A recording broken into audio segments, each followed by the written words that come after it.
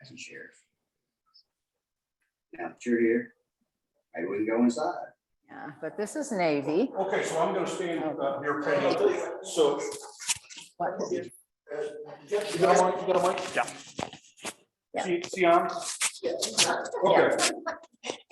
I think we're almost there, folks. So we have sound is what I'm hearing. Get it? And I have attendees here. I think everyone is connected, okay? It's 11:06, so we're 6 minutes behind. We'll make up the time for you, okay? So first of all, I want to thank the HCNC board members that have really contributed here. Ron Horn helped coordinate getting Penny here. Claudia Walters helped coordinate this facility. Okay, stoop down a little bit. Just stoop down. Yes. Yes. Perfect. I'm short. I want to thank Florence Henderson also, or Florence Larson. Florence Henderson is not here. She's our treasurer and has really helped coordinate this whole thing. And I'm forgetting Megan for being our promo person and getting so many people, to attend. We're really thrilled that we're able to do this event. We thank Penny for coming a long way. And I understand yesterday was a long travel day. So that's really, I think, all we have here. This is my boy. This is Navy. Navy's grand champion, Honey Lane's Lost Sailor. He'll be 6 next month, and he's very cute. On that note, I am going to let Ron step in and do an introduction for Penny. I've known Penny since this morning, and Ron has known Penny for a couple of decades, so I think it's more appropriate that. And the dog's known me for a couple of minutes. Thanks so much. I have known Penny for a couple of decades. Thank you. I have known Penny for a couple of decades. Some of you may know that I'm also a dog show judge. And when you get together with a group of dog show judges, invariably they start talking about structure of the dogs that they've seen that day. Well, I will tell you that of all the dog show judges I know, Penny is not a dog show judge, but she knows more about structure than any other person that I have ever come across. And that is where her ability to groom a Newfoundland comes from. In addition to that, she's also a bird carver. She carves very realistic looking birds. And one of the great things about carving a bird, you have to be able to see a bird inside that block of wood. Well, Navy is in really pretty good shape here, but I have seen some real yaks come to her table, and she has the ability to see a Newfoundland, considering that structure, how that shoulder lays back, that 30-degree croup if it's correct, and she has the ability to put that all together into a beautiful, beautiful package. I would also say that she's rather famous around the country. I think she's a Delta Premium Gold, extinguished, etc. flyer, because the Newfoundland world flies her all over the country to groom their dogs. I suspect she's probably been in 5 or 6 states in the last 2 weeks because the Newfoundland National Specialty is coming up. But you came here to see and watch Penny, so let's get started painting. Okay.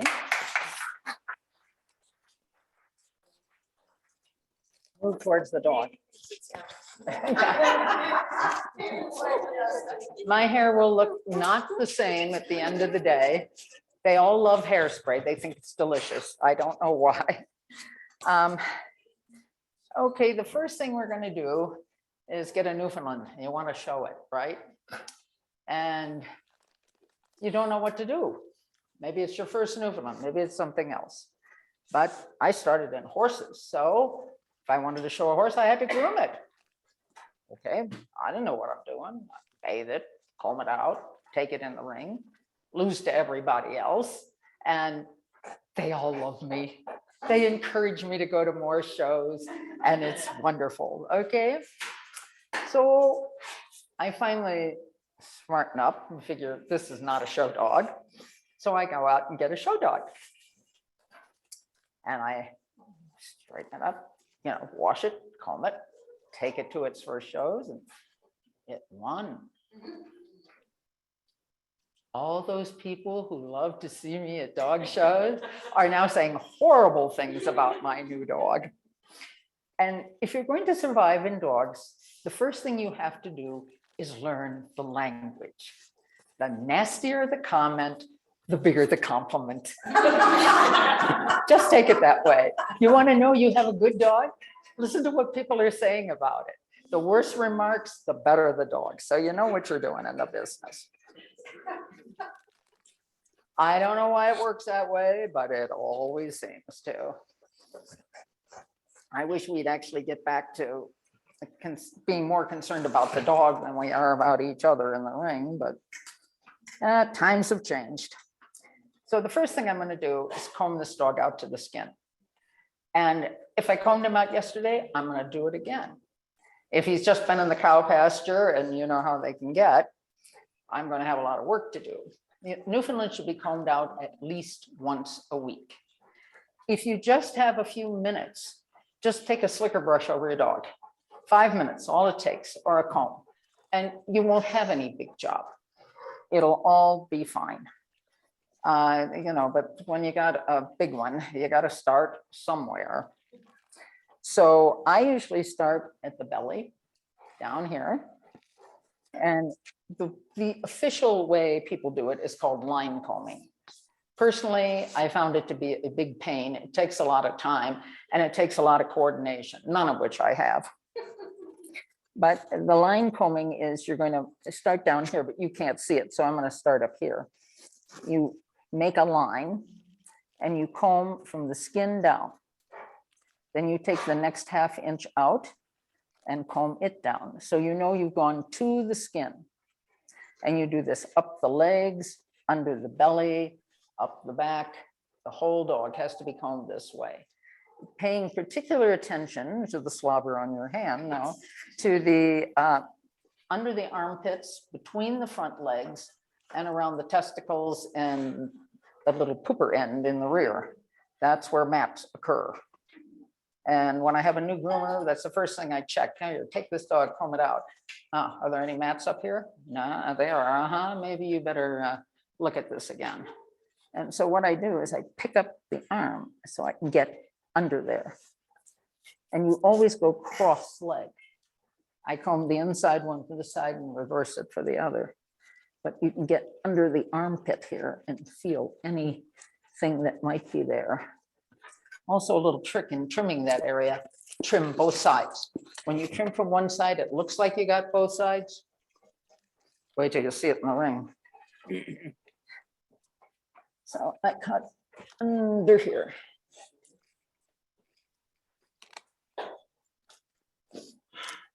And the underbelly is the first place that is going to mat up on your dog. Now I have a few little things that help. This dog is well combed out and obviously well cared for on a regular basis. And believe me, a groomer knows the difference. Oh, well, I comb him all the time. Down the middle of the back only. I forgot to get it out, a little tool in here. No matter what, I always forget something. So this, Chris Christensen makes one of these. It's not as good as the one I have because mine's ancient. In fact, I think I was the one who talked Chris Christensen into making them. Oh, crikey, it's not here.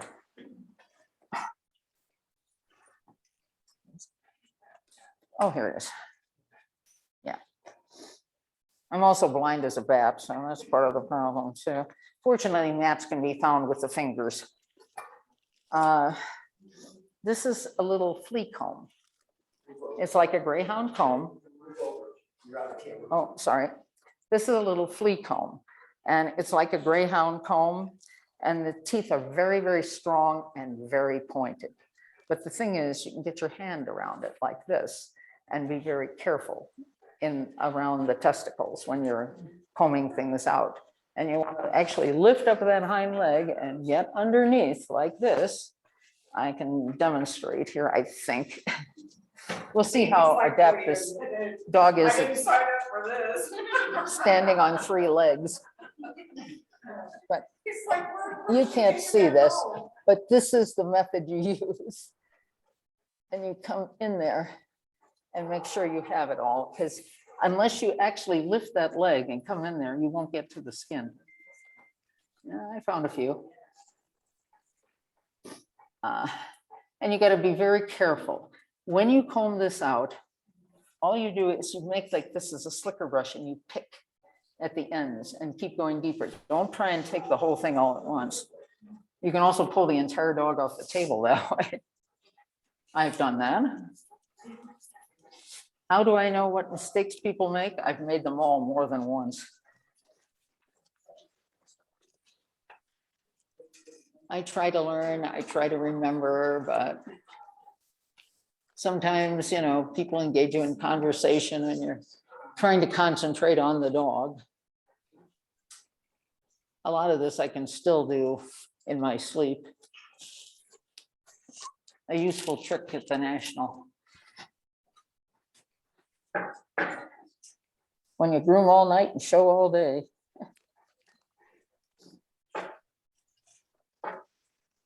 Inside the hind legs, that's another very important thing. And this will go right to the skin. You'll have no trouble. And you don't hurt the dog. That's the important thing. You do not want to hurt the dog. Grooming should never injure a dog. And I've had people who want to like shave a Newfoundland or something, and for medical reasons, or you know, you may have to do it. The clippers were not designed for double coats. They were not designed for Newfoundlands. What you have to do is get a lot of cool lube, and if you're going to shave to the skin, a 40 blade, and you just take that clipper and you just like this, about 1/8 of an inch at a time, and work forward, back and forth, and lay the flat part of the clipper right against the skin. Do not dig in with the points. That'll hit the hair follicles, and then you'll cut the hair follicles. And a lot of people do, you get them back from the vet, the dog's all red and the coat never comes in right again. Comes in coarse or curly or something weird. And that's because they damaged the hair follicles. And you keep cooling your blade. It takes about 2 hours to put a spot on a dog like this. But when you're finished, the skin is white and there's no damage. And that's important. I always make the vet let me shave the dog. It's just much easier. But I've been known to take off for foreign places. And you remember those calls you get in the middle of the night? Hey, so-and-so's whelping puppies. It's 3 a.m. Come on over. Or meet us at the vet. We're having a C-section. Okay. Kind of the same thing. We had a traveling whelping box, which was so nice. It had all the stuff in it. And when you were finished, you replaced anything, you know, baby bottles, tube feeding, the works, everything you needed, sheet blankets for the table. And then we just passed it around and it was kind of nice. Everybody didn't have to have one. But anyways, I assume now we have this dog combed to the skin. Do not forget the toe jams.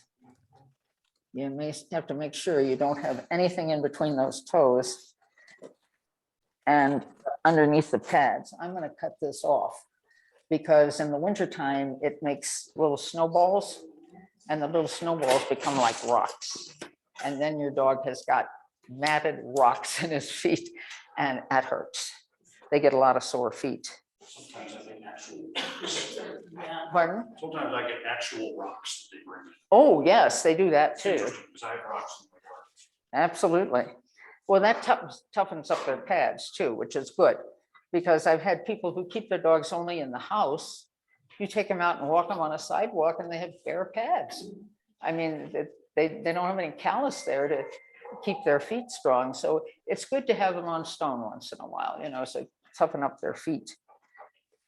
You don't want them getting lame in the ring. I've certainly seen enough of those lately. Ugh. This is another spot, a hard spot. This dog does not have a lot of dewlap, so it makes it easy for me. But my dog Bruce came out here, you could leave your whole hand in here, you'd never see it. You have to open that up, comb it to the skin, make sure it stays dry. I used to put powder on his all the time, like Gold Bond powder and stuff, just to keep it dry. Because Bruce was a big drooler. Mhm. Yes, I love you too. This is part of the perks of grooming Newfoundlands. You get a face wash, you get an earring clean, you get a new hairdo. But I take this little comb, I make sure I have behind the feet, right down here below the button. Most people don't know what to do with that. Newfies nowadays do grow hair between the button and the pad. Not all of the old ones did when they had a sparser coat. And I've had people call that over grooming. Oh, no hair grows there. But they haven't been around since dinosaurs roamed the earth either. So that's what happens. But I make sure to get that area, and between the pads, this thing will get right in there. And I can pull up everything, which you're going to need to pull up when you trim the dog. Anyway, can you see this? I'm hearing that it's not great, so we'll just turn it on while you're in front. Oh, okay. That way it's not shining in your eyes. Oh, well, that's fine. As long as I'm looking at the dog, I'm fine. If I'm looking at the light, then I see nothing. But you're going to have to comb this up when you trim it. It's not going to stay this way. I've said people hairspray them up like this. No, this is just for the purpose of getting the trim. It's supposed to be a cat foot, not fluffy. The other thing is read your standard. It's not correct in everything. A proper movement should have a 30-degree angle on a croup. That's the maximum movement a dog should have if he has proper angulation in the rear and the front. And this dog a dog this built, I've seen 4 of them, I think, that were built that way. And when they move, they cover ground so effortlessly. And they can do it all day long. And that's what your Newfie should do. They swim exactly the same as they gait. I had somebody tell me one time, oh no, a Newfie is the only dog that does the breaststroke. I'm going, and how does your dog move in the ring? It must be, that's all I can figure out. Because the French have done a film filming Newfies underwater swimming, and you can see the exact same motion as the gait. The more efficient the gait, the more efficient the swimming. So this is why you want a dog that's built right. These are working dogs. Now, we don't tell them that. They think they're to lay around the table and pick up scraps and, all the important things Newfies do.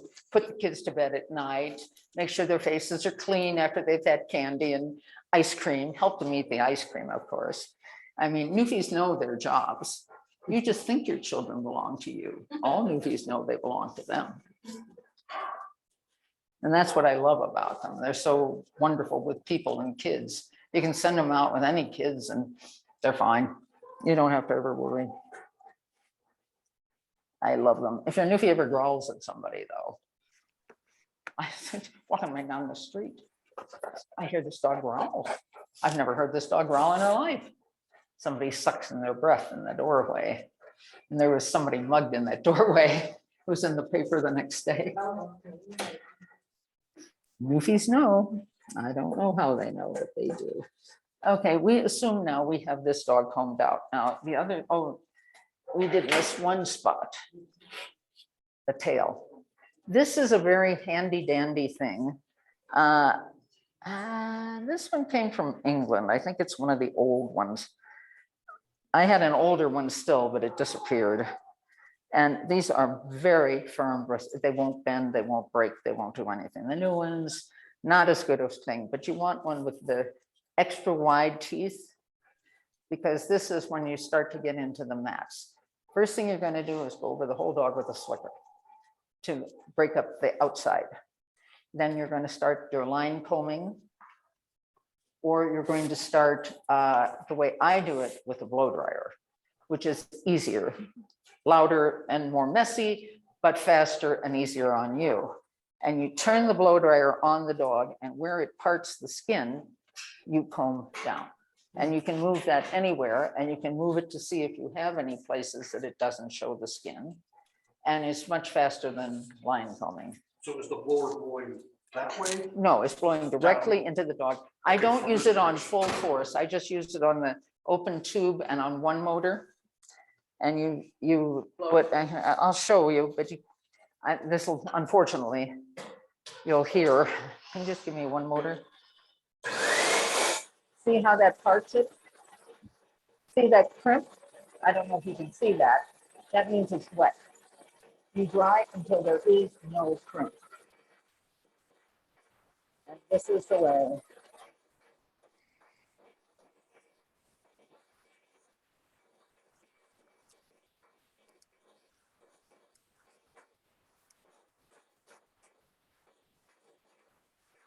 But you can go all over it that way. It's so much easier than trying to line comb. And you can see where there's still something left. There's probably nothing left on this dog, but if you can't see the skin, you know you got a comb. It's extremely important to have a good blow dryer. We all started with those little orange things that are only useful for blowing out the garage. Yeah, they don't do a thing for a new. But I ended up with one of these, and I'm a dealer for them, but I don't make any money on them. I sell them to clients at my cost, just because you need one for your newfie. And that's why I became a dealer. I've never made a dime on them. As a matter of fact, I forgot to charge people for the credit cards, and then I'm paying 20 bucks a dryer for everybody else. But the tail, that's another special thing. I use a broad tooth comb on the tail because it's much coarser. Tell us which dryer, what dryer you're using. Oh, it's a canine, I'm sorry. I use the double motor one. They have one with a rheostat, which is good too, costs more, but It's from electric. Oh, that's Electric Cleaner Company. I'm sorry, I should tell you all these things. But you see how I've grabbed the tail at the base and I'm combing out a circle. Now, if I were going to make this tail big, I'd put hairspray in there and then comb out the next half inch. This is a line combing, because that's about the only way to get into a tail. And we do not do a lot of tail trimming, just touch-ups, but if you ever lose a tail, it's 3 years to replace it. You know, if they blow their tail when they're having puppies, 3 years. 2 years on feathers. So those you try to keep intact if at all possible. And that's why I have a war with vets about shaving feathers. There's no reason to shave under here. They're going in up here where the short hairs are. You don't even need to shave that. My vets didn't even do it. They just went in. Newfies have got veins like this. They roll too, you know, but they do. Now, any questions about combing out a noof? Okay, just always remember to do it. The other thing is, oh yeah, the other problem, under the ears. Yeah. Ears are a special problem. They are always greasy with a noof. Yeah. You always use straight Dawn on the ears. Do not dilute it, straight Dawn. Under the ears, on the ears. Wash them at least twice. Dawn dishwashing liquid. Dawn dishwashing liquid. Original. You don't need the platinum or the one with all the additives, no. And it works good on a dog. You can bathe the whole dog in it because it has the same pH for a dog, the correct pH. That's why it tears up your hands. Palmolive, which is kind on your hands, will tear up a dog. That's why you use Dawn. But it does work. Okay, now we're assuming that we have this dog combed out. And we're going to bathe him. Hardest thing is to get water to the skin of a Newfoundland. It's an oily coat, it will repel you. So I put him in the bathtub. We wet him down. And I start here and I start working the soap in. I add more water, work the soap in all the way up the back, underneath, down the legs. I leave the head for last because they're kind of fussy about that. But you wash everything, especially here, the Dawn around the ears. And I used Johnson's baby shampoo or a no-tear shampoo on the face. You must wash that too, because I've seen beautiful black Newfoundlands with brown muzzles. They didn't, they dig their nose into the kibble and they have all sorts of things on their nose. So you really want this.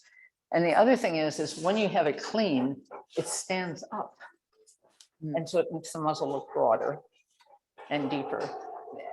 There's a thing about trimming is if you have kind of, things that are sticking out like this that you can look through, your eye says, oh, the dog is in there somewhere. If it's solid, then your eye says, oh, the dog's here. It's just a fool the eye thing. But that's the important thing about trimming is where you want them to look, what you want them to see. Yeah. Anyway, I soap the whole dog all over that way, rub, tub, scrub, rinse it off, do it again. One shampoo is never enough for a new. If your dog's pretty clean, the second shampoo I'll do with like Panagenics because that gets it ready for the ring. It's not a real cleansing shampoo. It won't take out oil, but it does leave a nice finish on the coat and a nice manageability, and it'll look really good in the ring, nice texture.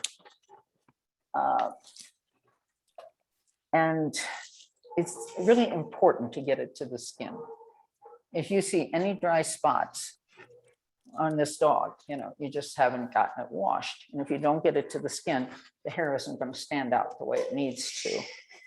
Most of the work we do in fluffing and cleaning and stuff is at the skin, not on the surface.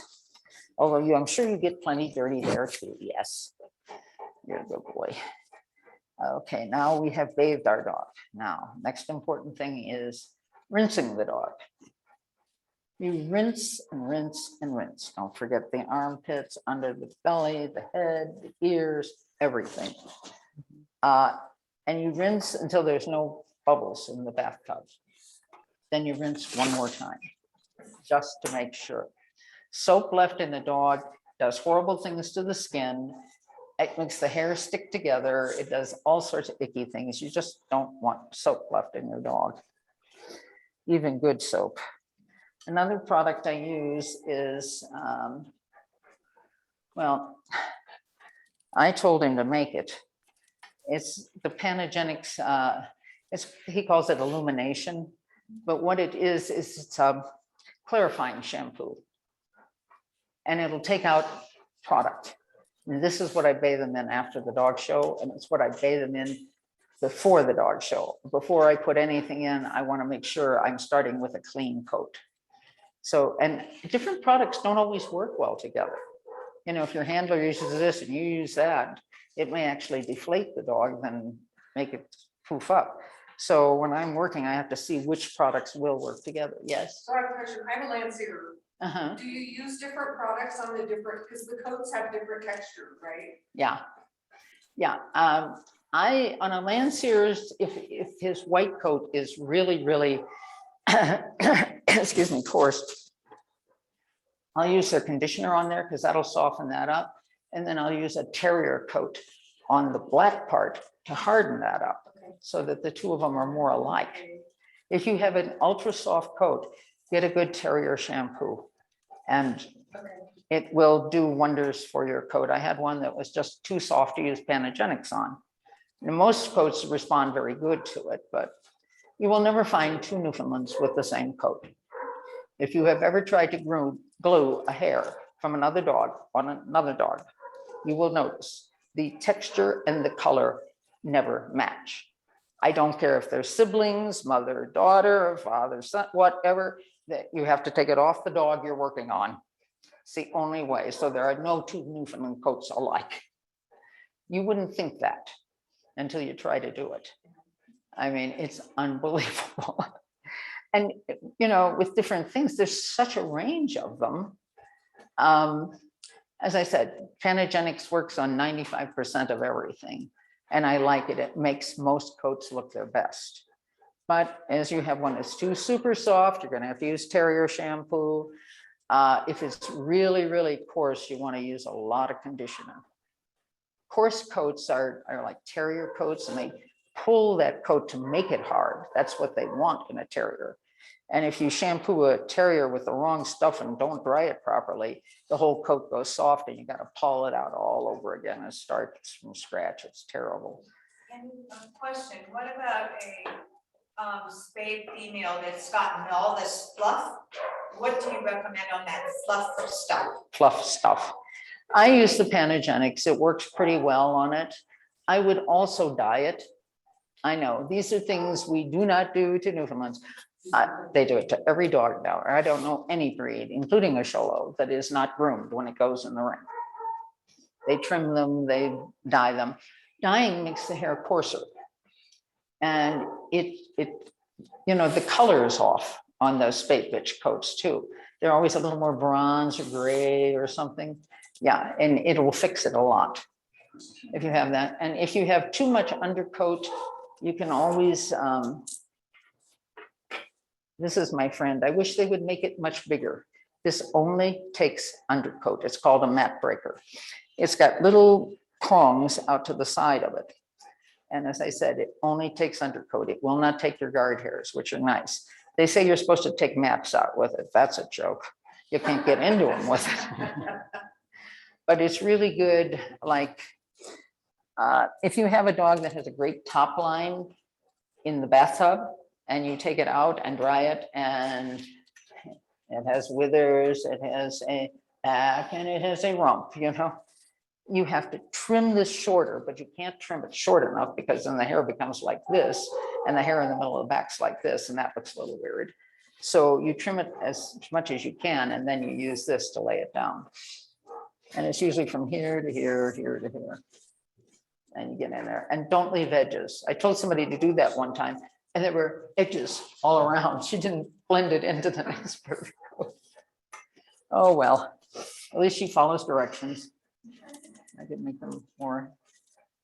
But this is also very handy for the neck and under the ears, because that stuff under the ears, God put that there for one purpose, to make mats. I don't know of any other use for it.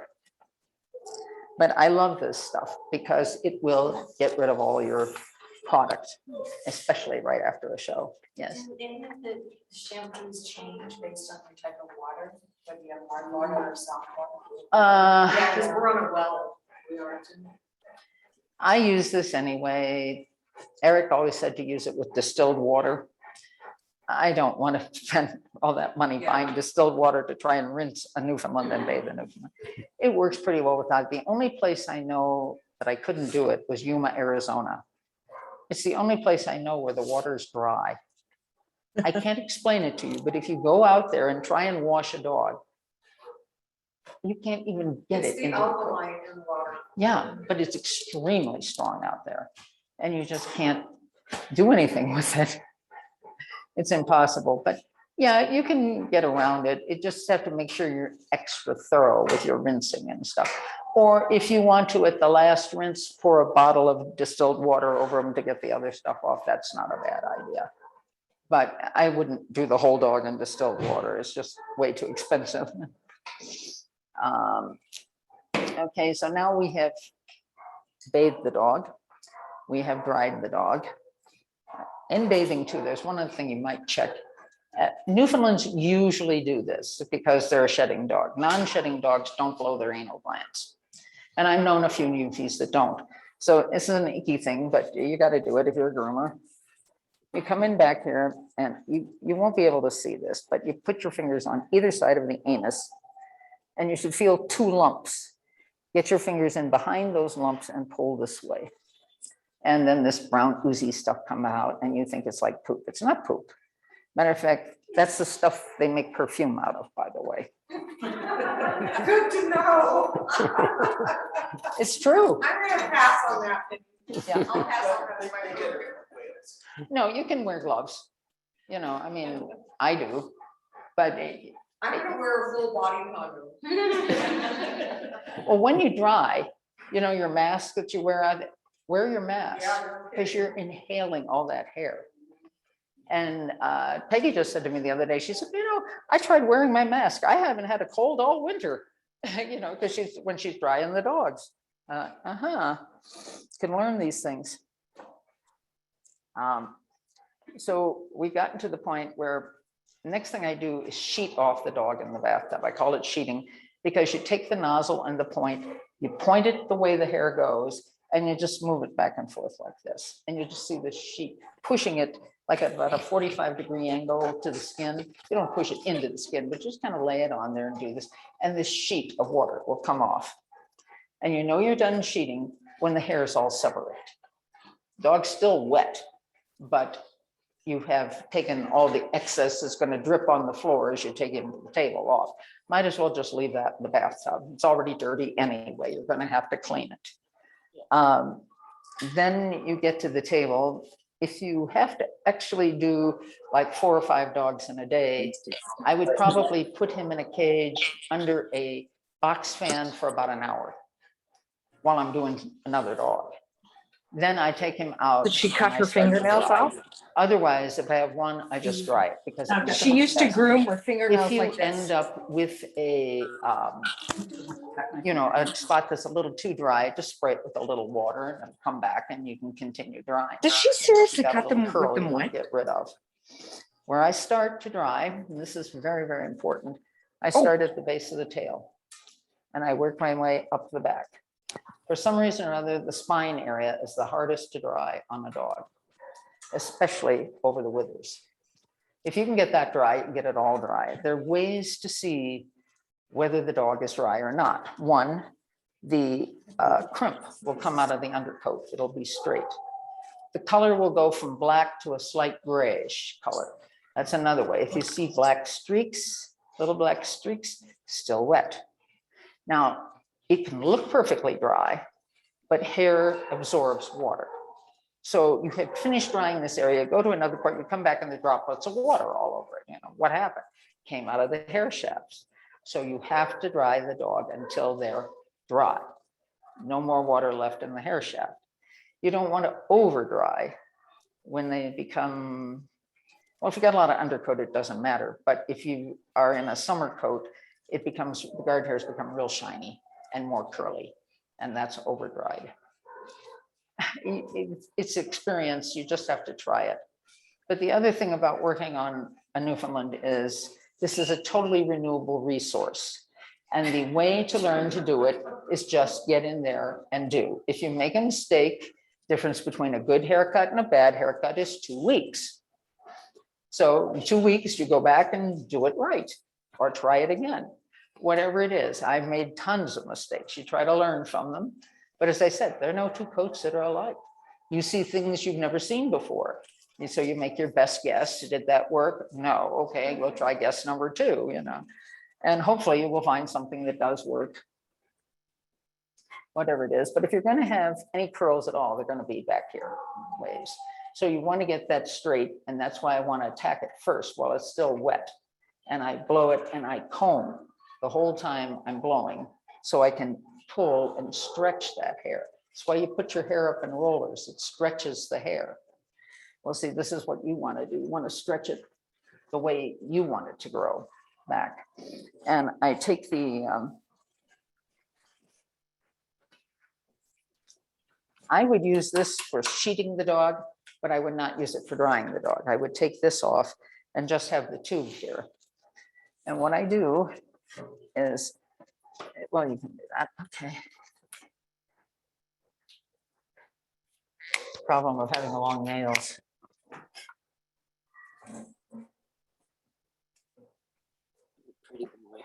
That's all right, that's good. Okay, I would take this, lay it here, and I wiggle it back and forth, because if you hold it in one spot, the edges curl around like this. That's why you want to keep it straight. So I would blow and comb at the same time, and I work my way slowly up the middle of the back, combing until each section is dry, right on up through here.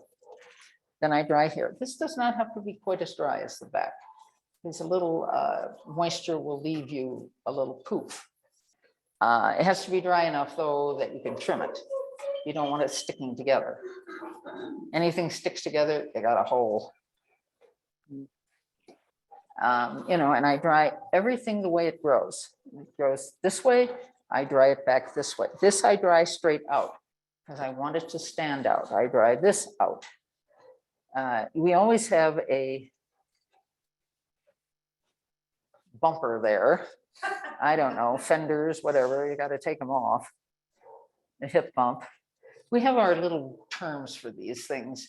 You know, they aren't the correct terms, but if you say them, most people know it's this is the turtle, or this is the turtle, excuse me, the back. Looks like it's coming out of a shell, so you have to take that part down. This is the buffalo. These are the knee socks that come out from underneath, you know. These are the fenders, but these are the things, I don't know, we know what we're talking about when we talk about them, okay? So you have now dried this dog up here, sights out. You want to dry the legs straight out. I push it right into those short hairs, making them stand out as much as I can, front and back. I also want the muzzle to stand out. I do dry it. I put it on low. And this one we'll have to talk to for a while, but as long as it's not on you. No. And we just run it over the muzzle very carefully like this on low. Do not get it in the eyes or the ears. I found if you take an ear, you grab it at the base like this. Now turn it. I'm not pinching it or anything. I've just turned it. This is all flap. I can't get any air in there with the blow dryer. So that's how I dry underneath here. And always make sure you have your ear canal closed. You can go backwards with it. You can go forwards with it like this, but don't blow this in the ear. It's very painful and they don't like it. They don't like it down the throat either. I've had a few of them that decided, well, not noofs, but we're going to eat the blow dryer. Enjoy it. They won't like it, but it won't hurt them. So anyway, we got this straightened out. You're probably going to have a few curls here. We have a cowlick right here. This is not uncommon. You will notice the length of the hair here, the length of the hair here, much longer, straighter, lays down. Now, that looks really funny. That's what makes your funny looking top line. So you're going to have to shorten this up. Not quite as short as this, but so that when it lays, it flows into that evenly. That's part of the trimming. But that's why you have to straighten everything to start with. And yeah, and we have assumed that you have also dried the toes, in between the toes. You don't do that, you're going to get foot fungus. And they get athlete's foot just like people do. And you'll start to see red and in there, and you got to get your athlete's foot medicine and get after it. But if you keep them dry, that doesn't happen. Ingrid Leiden out on the West Coast, you know, I mean, they have so much rain all the time. She never has foot fungus. She always, you know, every day she sprays her dog's feet, and it's good. You just have to deal with the problems you have. Now, I have assumed that he is dry, and he's all combed out, ready to go. The head's dried forward. Ears are dried out. I want to make this is dried up against the grain. You want to make this head look as big as you possibly can, especially if you're showing a young dog. The head doesn't finish till they're 5. So chances are his head is not quite in balance with his body, or it shouldn't be. Otherwise, it's going to be out of proportion when he finishes. Some dogs you have to finish real quick. So the next thing I would do is start to trim. And I look at the dog first. What does he need? Well, this one doesn't need much of anything because he's obviously very well kept. But I would take a little off here. Actually, I almost leave a little here for the angle. There are various things you do. If you have too long a back, you bring your prosternum up. You make this more of an angle this way, and that shortens your back because it shortens the line from here to there. You also lay your pants down. That's another thing you do. But you have to figure out where you're going to start. I always start on feet. I don't know why. It's just I go around the bottom of the dog and then I work my way up. So to do a foot, let's see, I gotta find. I so patiently lay everything out and then can't find it. I sit when I do feet because I want to be at the level of the dog, and I'm old and I can't see. And I probably should be wearing glasses. I remember taking one dog out of a bathtub and I put him on the table and I trimmed the foot. Eric's making the video. He said, I've never seen a foot trimmed like that before. I said, what do you mean? I put my glasses on and there's this whole hula skirt hanging out below, which I did not see. But hopefully we'll get it this time. What you want to do to make a cat foot. Now he toes out a little here, which is, oh, and how they stand on a table does not necessarily mean how they're going to stand in a ring. For some reason or other, Newfoundlands can dip their back, turn their feet, do anything else under the sun. So you have to set them up correctly before you trim. And if he can't be set up correctly, then you have to make adjustments. But you just, actually the proper way is to do it is from the elbow, but my hands are small. I have trouble. If you're reaching out here, they'll always move the foot. If you move it up here, they'll leave it there. Why? I don't know. Oh, I'm sorry. No, not at all. There we go. This is not a bad way of doing a foot. Okay, what I want to do is come straight down across the front. And this is going to be really hard because I'm totally backwards. And even though my Newfoundland had tried many times, my elbow does not bend the other way. So I'm going to have to trim from this side. What I want to do is take the scissor and point it straight down at the table and cut. Which I can't quite do because my hand won't go that way, but.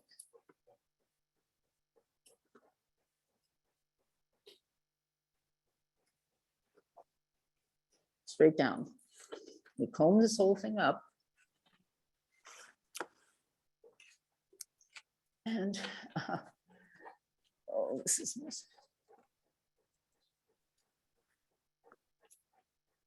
Never cut what you can't see. You will regret it. I always have. Now, this sticks out.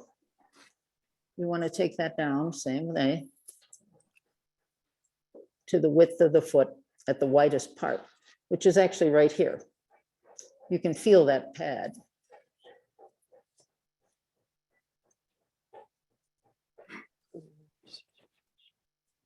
I use a 7.5-inch curve with a lot of curve on it.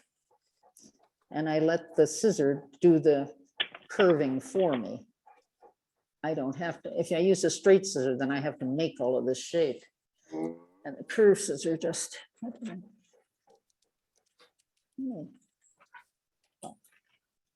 I lose tools on the table, tools on the chair. Newfoundlands hide them under their feet. Key Bear was excellent at that. In 15 minutes, he had every tool on the table under a foot. Yeah, I got to see what I'm doing. I just can't.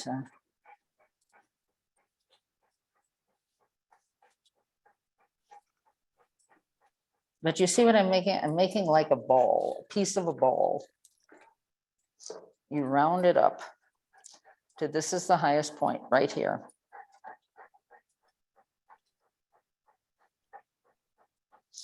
And then you come around underneath. I should be able to get my scissor under those toenails. If I can't, your toenails are too long. They will click on the floor and they will give your dog flat feet. I found that out by giving my first one pancakes. Yes, no.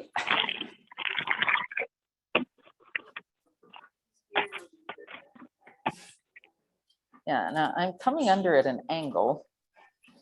Probably about like that. I don't know what you'd call it because the scissors curved, maybe about a 45-degree angle. I want to cut it under there. So that gives some depth to the foot. It gives a, a better shape. If you leave it just square, it looks really peculiar when they're going away too, because you have hair coming out. The other thing you have to do is trim the bottom of the foot, and that's very careful because Newfoundlands, even if they have a tight foot, they're a heavy dog and that foot splays a little bit when they stand. So if you take the hair out between the toes underneath, when he stands, you got toes. Like poodles, you don't want that. So you make an imaginary line between the center of each pad, and you only take the hair in the center of that circle. You can use a curved scissor like this. I use a clipper because I had a dog that kicked into the scissor one time and slipped, slit his pad. They will do anything. These things kick like mules. You have to be very careful. They are ticklish, some more so than others. Never stand directly behind a Newfoundland while trimming the hocks. I got kicked right between the eyes and got knocked out one time. A dog who'd stood there for 3 hours and never made a move, and then wham. So you be very careful. Most of the time they'll kick the front foot back, but I've had a few that have aimed for me. Now this is the foot at the widest point, and you really want to stop the foot there. You can feel that toe right there is where it is. And that's where I stop. This is all part of the feather, and you're going to take that together with the feather. Now to trim the foot, this is, poor dog, I don't know if he can do this. I have a clipper somewhere. I used to.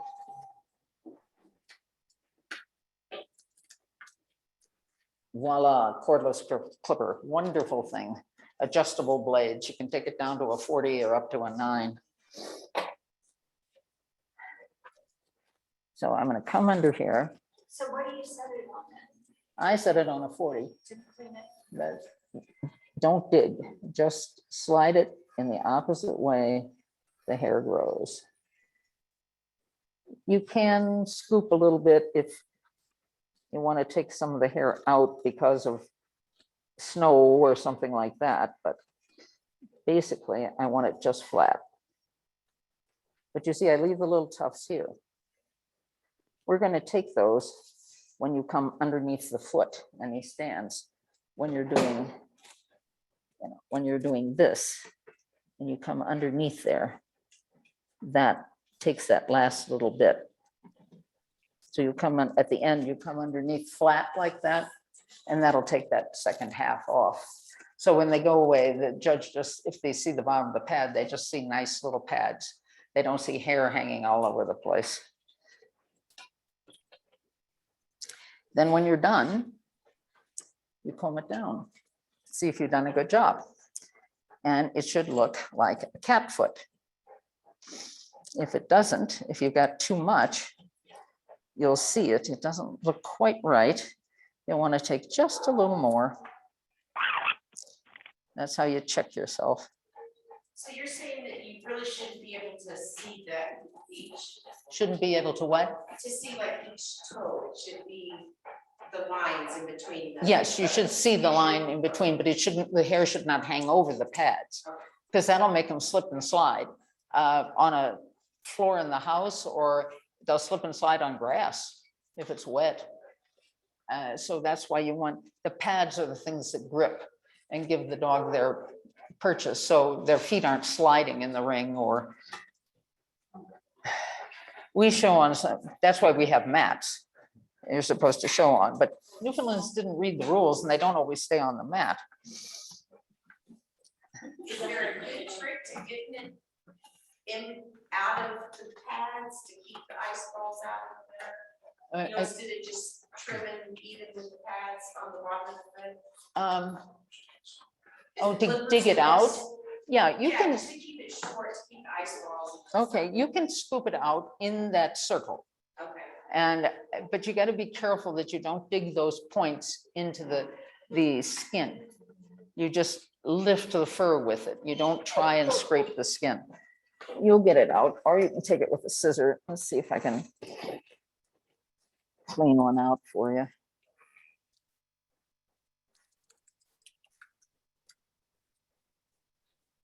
Now what I do is I come in like that.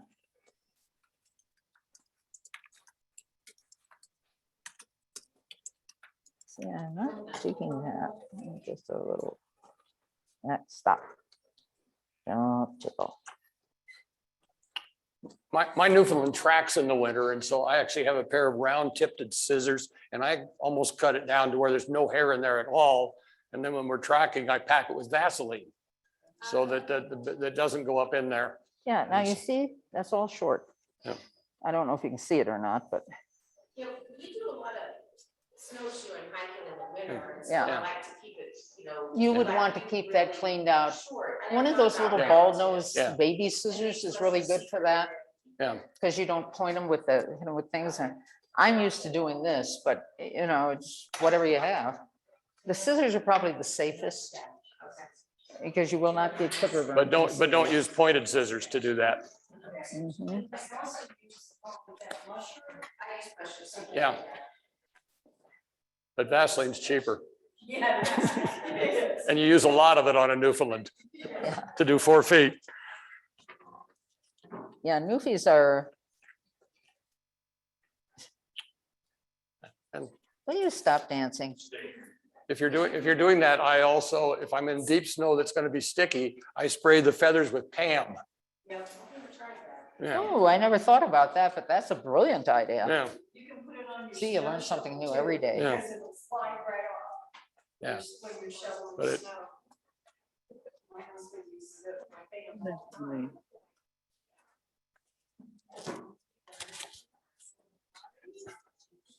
Well, I live in Florida. We rarely show in the snow. However, sand can be another problem. That can really get your dog's pads raw. That is stone. And when you're walking on the beach, your dog's grinding that right into his feet, and you will see, if they don't have tough pads, you will see sore feet. So you have to be careful about that sort of thing. So anyway, when I comb them out, I want them to look like cat foot.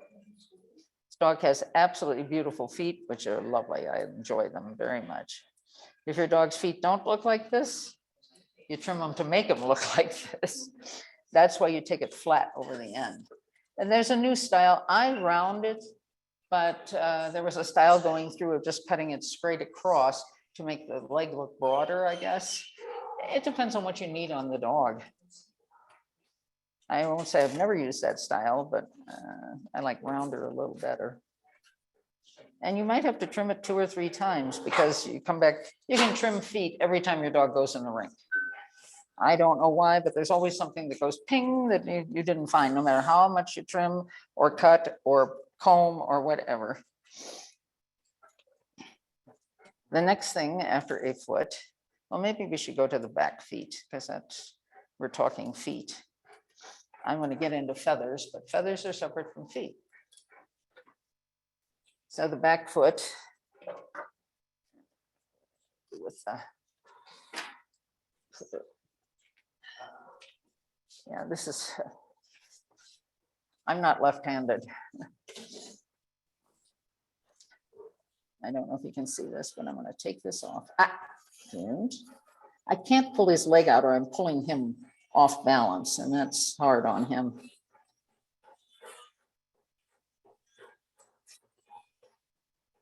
There's a question that says, what do people use for traction on feet pads in indoor shows? Well, I've heard sugar water. That works. However, the Newfoundland is. But I don't like tacky paw because it picks up every hair in the place. And now your dog's got socks on. And it's sliding even worse. The sugar water is the best thing we found. And just rinse it off afterwards. I mean, it's just sugar. It's not going to hurt anything. So even if he does eat it, maybe pep him up a little bit. I've sprayed Coca-Cola on the bottom. Well, that's sugar. It's sugar. Yeah, that would work. Same thing back as front. Now, Newfoundlands don't always have the same shaped feet in the back that they have in the front. Frequently, the front feet are big and the back feet are very small. So you have to leave a little more on this back foot to make it match the front foot. He has beautiful feet, so we don't have these problems, but see this one now I can get behind and show you how I do it. It's really kind of hard to try to stand beside a dog and trim. You have to be, you notice I'm not standing behind the dog.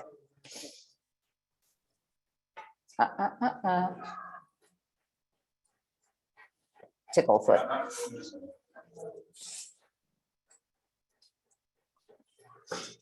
Another thing I do if I'm drying a dog and they're skittish about their head, I'll put a towel over their head, you know, until I get to that area. And then sometimes I just use a little handheld dryer or something. I've got one that blows real low and slow when I start them out, so they aren't so spooky and they gradually get used to it. I don't want to scare them. I don't want to give them a hard time. Kind of hard to scare a Newfoundland, but some of these other dog breeds can be really spooky.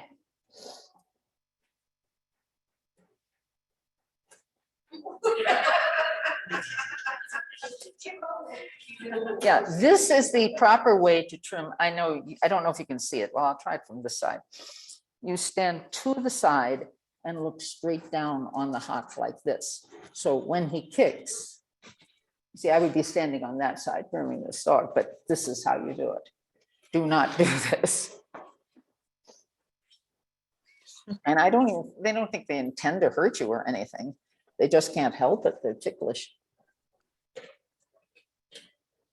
Unfortunately, to trim it, you have to see it. Stop. And this is the only way I can see inside this foot. I do occasionally trim across, but I'm very careful when I do it. If you're trimming using a scissor, you want to trim with the hair or against it. You never want to trim across. That'll make lines. If you go with it, it'll make the least lines. If you go against it, you'll make it shorter, not as blended. But if you cut across, you'll have lines.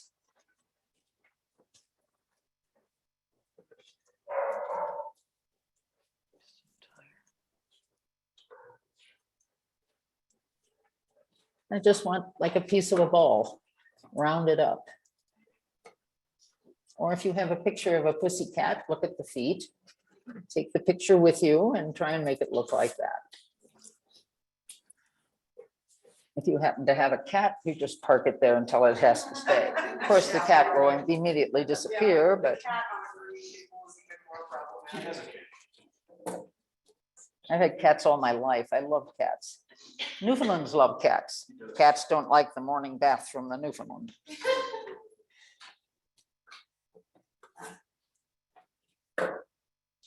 Now, we got the foot. Now you got a hock connected to that. There's only one way to get this area between the pad and we're going to start to curve it up. You can lay it off the end of the table and try to get it. You won't. You can do anything. The only way you can do is pick it up. And this is going to be hard to see because I can't do it from the side. I'll try. Pick it up. And what you're trying to do is you're combing it out. You're going to put your knuckles right here. And you're going to use your scissors like a windshield wiper. Don't press so that they don't get too tickled. And I'm going to cut straight across.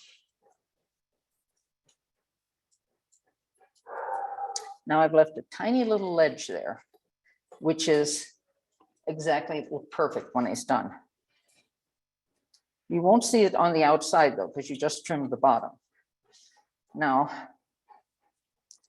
what you have to do is have two parallel lines, the width of that foot. The width of the foot is right here.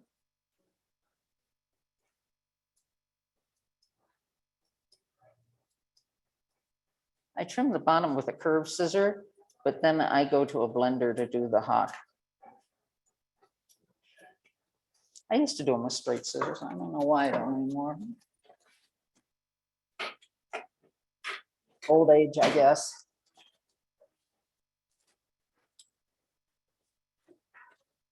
In a minute, we're going to talk about scissors. This is the front. I want the back parallel to the front. And then I have to round that down.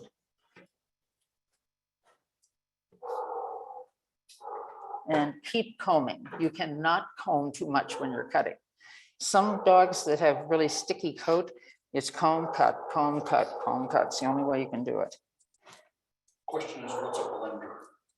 Oh, okay, I should talk about scissors. A blender has teeth on one side and a straight blade on the other side. A thinner has teeth on both sides. This you use to cut the ends of a coat. A thinner you use underneath to thin the hair out. Works great on a Pyrenees, don't do it on a Newf. Because if you're gonna do it like the day of the National, okay, you can get by with it. In a week, you're gonna start to feel stubble coming out and you won't be able to show the dog, but they all blow their coat at the National anyway, so you don't have to worry about that. And if you want to touch up your foot, you can do it with this. Some people just trim the whole foot with this, but it's much more time consuming. Oh, and I was going to talk to you about how to hold a pair of scissors. These are hair scissors, like your beautician uses. And is designed for fourth finger here, thumb, 2 fingers along the shaft, and the little one goes in the curve. No, this is not the way you learn to handle a pair of scissors in grade school. You also learn, Step in front of it. oh, sorry. People are seeing. You also learn to put side pressure on them because you had crummy little kindergarten scissors. You do not put side pressure on these. I had a girl buy a pair and she said, they don't work. I took them back to the scissors maker, they don't work. She says they work fine. I said, you're putting side pressure on them. You just simply lift with the thumb. You move the scissor with your arm. That will make a perfectly smooth cut. If you do this, it's a disaster. Now, some people see me doing something like that and they think I'm patting it.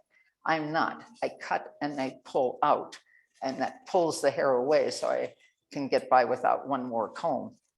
But really what you should do is you just cut and I like that, but I'll make a cut like this, comb out, make a cut like this again. I held them this way too when I first started, and I said, no, I'm going to have to learn how to do this right. And so I made myself do it. It was a little clumsy, but after a while it just becomes second nature and it's no problem. And you get a good pair of scissors. You get what you pay for. It's not necessarily the look of the scissor, it's the metal in there. And you get crummy metal, it won't cut. It won't hold an edge, it won't do anything. And one scissor that's right for me, they're like shoes. You have to fit them to your hand. This is balanced for me. I have small hands. Peggy Helming uses the same ones I do. The handler that I learned poodle grooming from a long time ago had to use a big dressmaker scissors. His thumb was so big he couldn't even get them into scissors like this. So what you got to do is go to one of the scissor places, pick them up, try them. Bring your Newfoundland, make a few snips, see if it feels right. Is it balanced in your hand? What's balanced in my hand may not be balanced in yours. If you have, I use a short shank in here because I have small hands, so I can open the scissor. Kathy Griffin uses long shanks. Kathy Griffin has big hands, and I can't open her scissor any more than this. It's just, it's the way it is. We just don't work with the same scissors. But this is a very expensive scissor. It's an 80 tooth, Utsumi, I think is the company that's making them now. I think I used to get them, I don't remember what they cost, but they're really expensive. I think they're $1,200 now a piece. They used to be able to get them for $800, $900, now it's $1,200. It's a metal, they're cobalt. So, but some people don't like this. You don't have to buy these the first thing, but go buy a good pair of scissors. Don't get something you buy at the dime store or someplace else, or 4 scissors for $29.95. This is just not going to work. A good pair of scissors should cost about $250, $300. And You can sharpen them over and over again. You only need one pair or two because you have one off of the sharpener. But get good scissors. It'll save you trouble because you're trying to put side pressure on them and do this. You shouldn't have to put anything on them so you don't disturb that hair as you cut. That's very important. And besides, you have to trim this whole thing. You're going to be exhausted if you have to do a lot of work. But as I said, the width of the foot at the widest part, comb it out, cut down. Straight. And I'm standing behind the dog, and that's a dangerous thing to do. I'm gonna have to cut it and then have you look at it.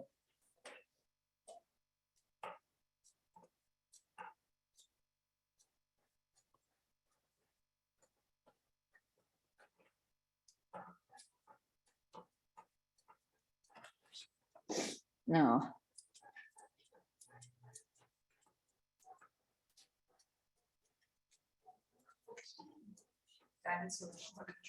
look a little better.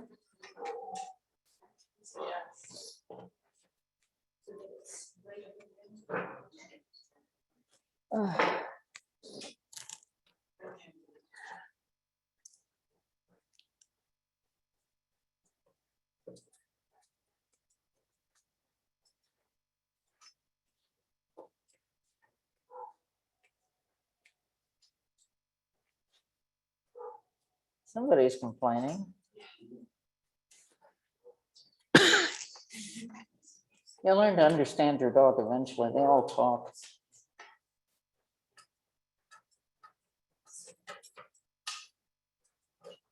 Took me a long time. Animals, dogs and horses are both pack animals, so they use a lot of body language. And you study your dog's body language, it will tell you a lot. Like if they're staring at something like this, making eye contact, that's a danger sign. They're going to go for it. And you just find different things that they do. Get to know your dog. Mine like to coo like a mourning dove. She tried to sound like one in the morning because the mourning doves were always cooing when she got fed. And I think she thought that if she sounded like the mourning doves, it would bring breakfast sooner. There's nothing like the Newfoundland stomach for telling time. It is the most accurate time thing we have.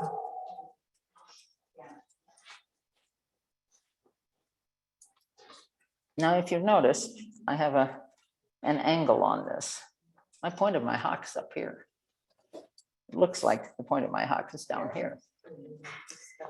If you have long hocks, you come in here with this curved scissor. You pull the pants up and away.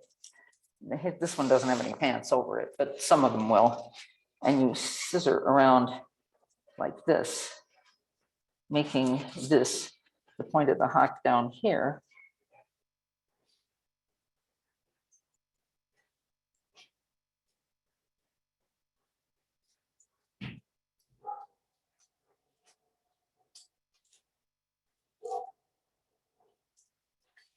And the hock suddenly gets shorter. There's some of them you have to take a lot off. But only their hairdresser knows for sure, so you don't have to worry about it. Yeah, and you have to round this side, same as you did the other side. Comes right into where that toe is, at the widest point. Then make sure you look at your foot from all angles. Because if you just look at it from one position, you'll suddenly discover it's lopsided one way or another. So you have to look to make sure you have it even all the way around.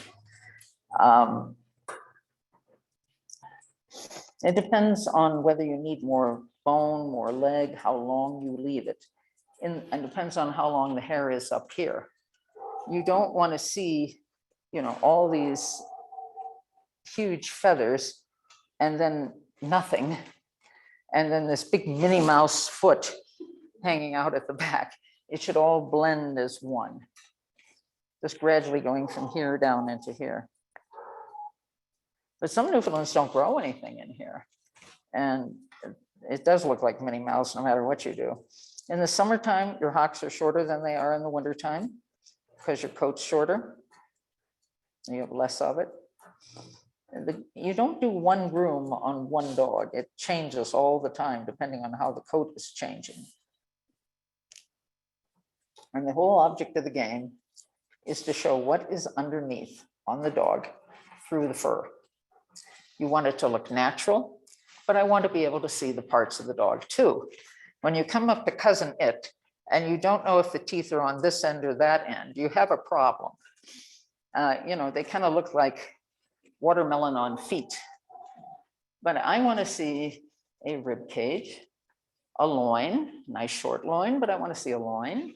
I want to see an equal angle from the hip bone, which is here somewhere. Well, we have one. Where are we? Here we are. Hip bone to the bend in the knee to the hot. This from here to here and here to here should be the same length. Frequently, this is a lot longer on a noof, but it should be equal. The hock should be perpendicular to the ground. And when the hock is perpendicular to the ground, the toe should be right under here. The toe should be under the chin, one in the front. So it should have the feet. This has to be at a 45-degree angle. It's actually a 90-degree angle. It's 45 here and 45 here. But that's the perfect front. If one is longer than the other, or they're straighter, the angle isn't there, and you got a lot of angulation in the rear, you're going to have some very creative movement in the ring. Unless you make the back of the dog extra long, in which case the rear can't interfere with the front. But it's, you know, you got to get it all together as a package. When you see one with a perfectly correct front and a correct rear and a correct midsection, the dog looks too short because those feet are back under it. It's not too short, it's perfect. But we're used to seeing the front out here because the shoulder is straighter. And this should be at the deepest point of your chest, should be right between the front legs. Frequently, they're out in front of the deepest point in the chest. So these are all things you have to adjust to make them look correct. But if you see them with the feet back under them like this, and you think they're a little short, you look at them and you go, no, that's really correct. I'm just used to seeing the wrong thing.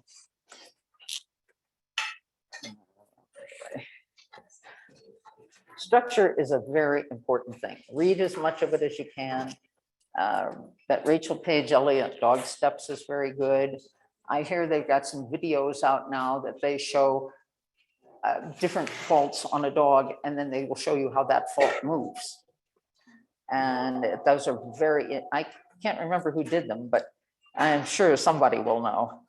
They're around in the dog world and they're very good. And it doesn't matter whether you have a sporting dog or a working dog or whatever, you know, different faults produce the same problem. Now, sighthounds are different because they're built totally differently. They have the roach in their back so they can extended gallop, you know, in front. Newfies shouldn't look like that. No. But this dog is built for power, but they shouldn't be slow pokes either. You know, the people that used them to work needed to get work done. And you need to be able to gait efficiently so you can swim efficiently. They're exactly the same thing. Those muscles have to be working forward and back. Any extra movement to the side and stuff is just wasted energy. You want to be able to open that joint and extend that leg so you can have the same. And when the dog gaits properly, the hind foot, if you gait them on a beach, the hind foot track should be exactly in the track that the front foot left. That is the proper speed for that dog. Each one's different. You're just going to have to take your dog out and try it and see what's correct for your dog. But that's the way it goes. The whole object is this is a beauty competition. We're trying to make them look as good as we can the big complaint I had at first is they all look alike. There's only one standard. We don't have 10 standards. They all look like the standard, so we try to do that. The one thing I don't like is this square croup we have now in our standard. And it makes chow tails. If you notice, a chow's back is straight here. If you bring your 30-degree coop down so they can open that end and move, and if you have a good front to receive it, then that's your optimum movement. There's one thing, oh, I think she was called Babe Ruth, the boys owned her. Anyway, Randy was a 6'5" ex-ballet dancer. He's out there, he's moving, and she just has it on cruise. It was so beautiful. That's when my introduction to their place, I saw him going across the line. I want to take that one home with me. Yeah, oh, she was gorgeous. I love it. But as you can see, it's, I can't even see what I'm doing. That's the problem.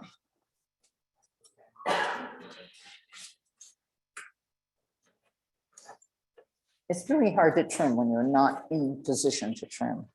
You have to always make sure that you can see what you're doing and you can see the proper angles. I recommend you set the hock up perpendicular to the table so you can cut down. But remember, this has to be parallel to this. So how you have this is the way you have to cut back here. Now, if you have problems, we can change a little of that, but that's the way a correct dog should be groomed. And you can kind of look at the difference between this hock and that hock. Hopefully they look different. No, I don't think so. He's being very nice. He could have kicked me. Like, this is a long time and my feet are Oh yeah, he's being tickled, but he was being nice. He could have kicked me. There are some that do aim, let me tell you. Okay, so we got. Now this is just trimming this. We're going to get into fluffing later and what you do in the show ring. We got a hock. The hardest thing on the whole dog to trim are the feathers, because it's just impossible to keep them even. And the only way to see what you're doing is to take the dog out and move them, because you don't know how they're going to fly when the dog moves. And the one thing you don't want to see is a dog coming at you with the hair doing this. And that's what it does as they move forward. This big feather in the back comes out and they're just all over the place. They can't see anything.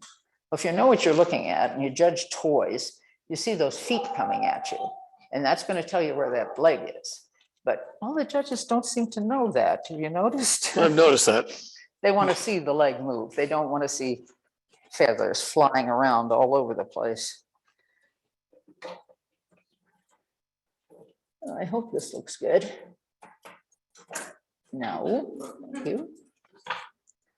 Now this angle is going to be the same as that bottom angle, but I have never been able to get my hand in there and cut it like that. So I have to scoop it down like this.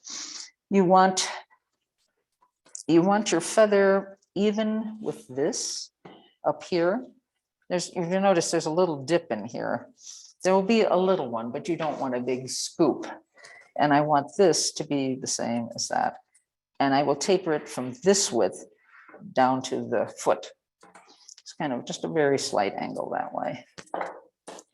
And basically your feather is shaped much the same as your hock. It comes down and curves. And sometimes we have to take a lot of length off the back because it does this when the dog moves, or it does all sorts of unusual things. So I like to keep it down proportionate to the dog. Some of them go just super, yes, I love them, yes. I have to keep reminding you of that. My chair here. Chairs are very handy for trimming hocks. Also, blue combs, big blue combs. get a long one. You're gonna need it. And there's something about the teeth on this comb. I do not know, but hair slides through it a lot better. It won't mess the hair up. It's just, so I'll pick it up and I'll pull it back like this. No. And you can trim the edge and you can see how you're getting it straight.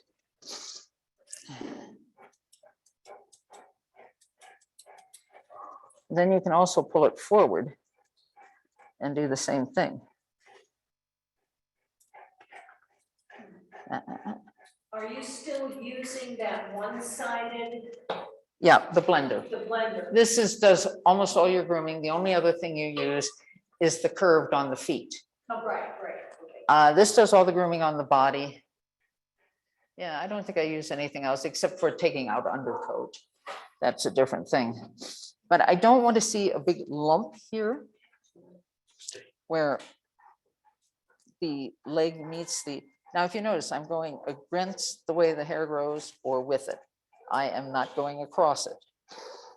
But you have to be careful to see how your hair is growing.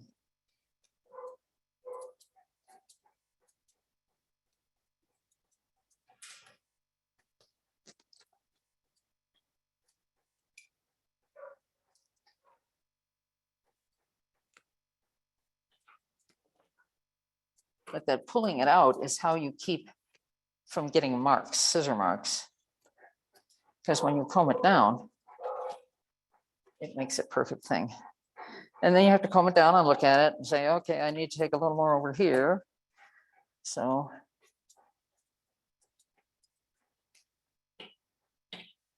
See how that comes out? Nice and smooth. Same thing with the back. I want to round this up, starting at the widest point, which is the toe here. It starts going up immediately after that. If you don't, if you leave it flat, they look like they have big flat feet. Ever seen a Newfoundland that looks like it has big flat feet? That's what happened. They didn't trim this.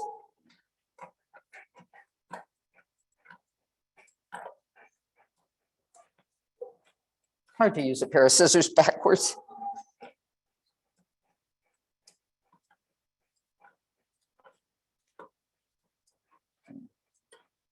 That looks better.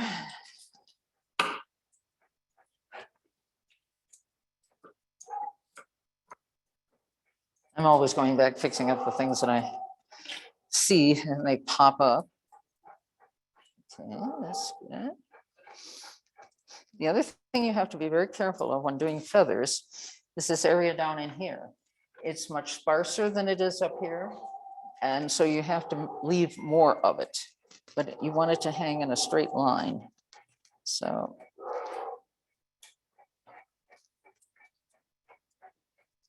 In this case, neatness counts.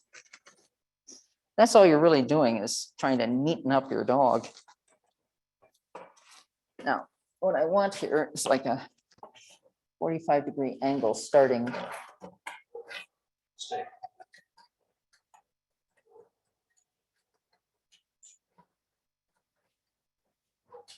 I'm used to working dancing Newfoundlands. After a while, you build a rhythm. They move, you cut. They move, you cut.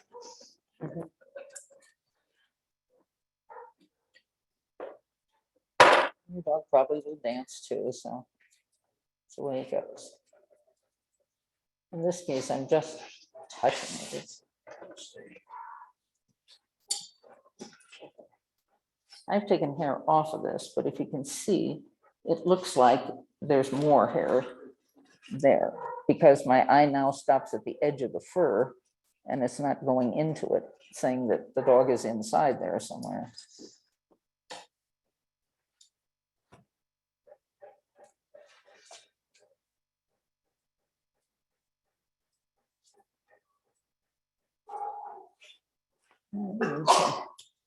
Maybe I can do it this way. I just don't know how you can see this. This is the problem. That's okay, we can see.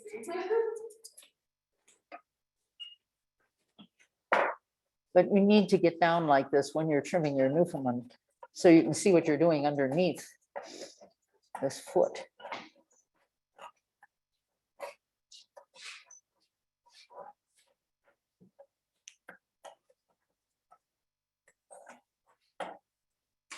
This is why I use a chair, so I can get down here and see all of this.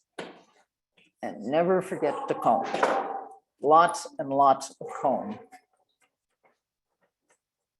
Then you're gonna pick this up and take a look to see if you have any strings hanging out. You might take a little of that off.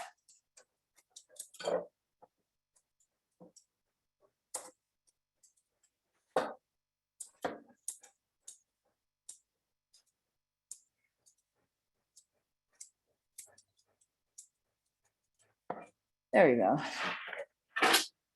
Oh.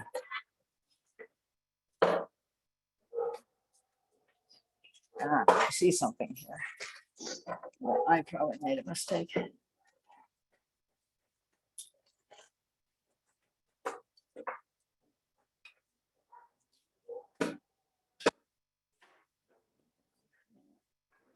Nope, that looks okay. I'm gonna leave it.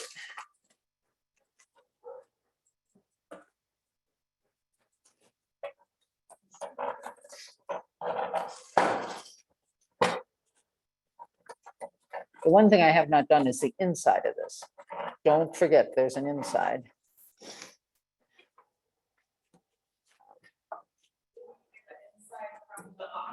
Yes. It's the only way. There's a question here. Yeah, You have a dog with one coat that hasn't been trimmed in a while. Do you trim them the exact same way and amount as you would for a dog that has a regular grooming trim? like I said, it depends. No two dogs have the same coat. Yes, I would, but I would try to do 2 trimmings. I would trim it the way I'm trimming this one now. The next day I'd comb it out, go all over it again and trim it again. And you will see things that come out, no matter how careful you were, that you didn't see the day before. I think when we did Josh, when the year he won the garden, we did him 3 days in a row like that. Peggy go around, I'd go around after her. She'd go around, I'd go around after her until there was nothing that was left to cut off. And then we stopped for the day and went back the next day. And guess what? There was more. So if you can do 2 trims, it's better than 1.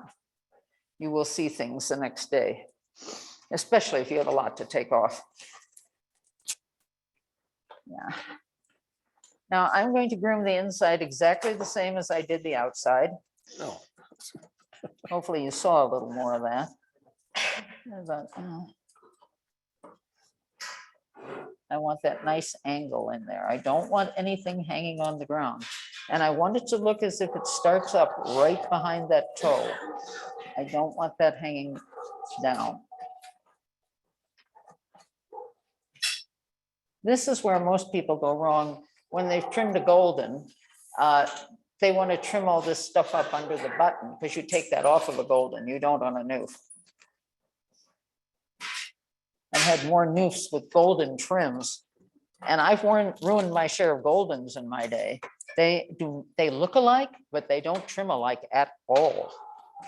Totally different.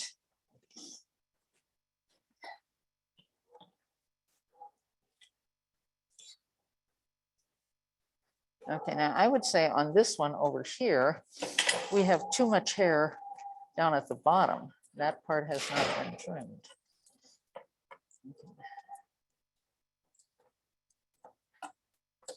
I don't know if you can see this foot any better. Sometimes I wonder if we turn the table that way that you could see maybe more with the front foot.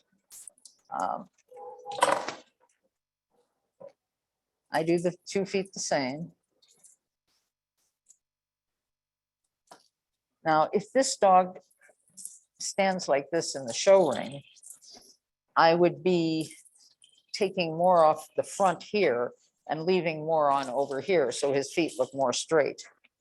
But I think he's just doing this on the table for fun. A lot of them, they do very strange things on tables that they don't do anywhere else.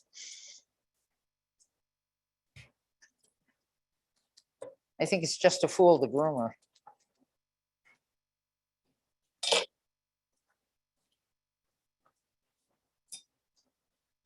Well, you know, Newfies like to sleep 22 out of every 24 hours, and standing on the grooming table is probably not their favorite thing. It's impeding that sleep. Have you ever noticed that your Newfie can levitate? You're someplace in the room and your Noof's asleep at your feet. You get up and move to another room, the Noof's asleep at your feet. You never saw it move, but there it is.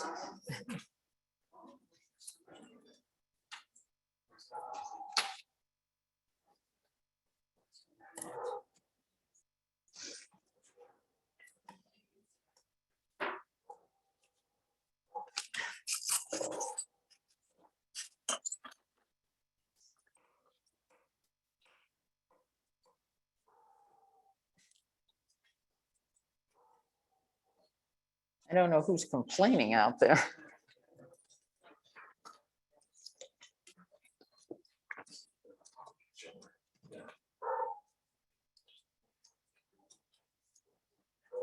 As you see, I'm holding it out and I'm cutting the ends. Anything that sticks out, I'm not cutting a lot because this dog has been well trimmed, but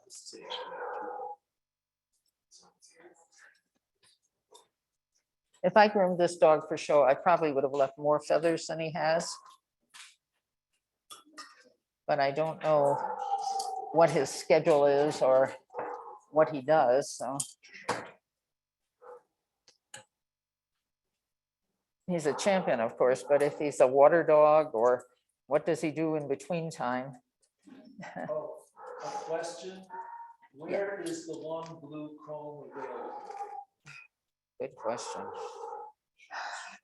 They make different ones. I don't know. I think there's online, it's called American Standard or something like that. I like the ones with the smooth backs. Some of them have kind of a textured surface on the backs. The teeth tend to fall out of those more. I don't know. Mine was given to me as a present. Call Laura Vandeven. She can tell you where to get them.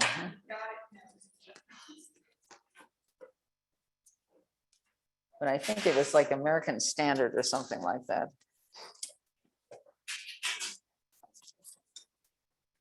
I suppose if you Google grooming combs or something, you could come up with them. I don't know what they're called. Occasionally you see them at dog shows.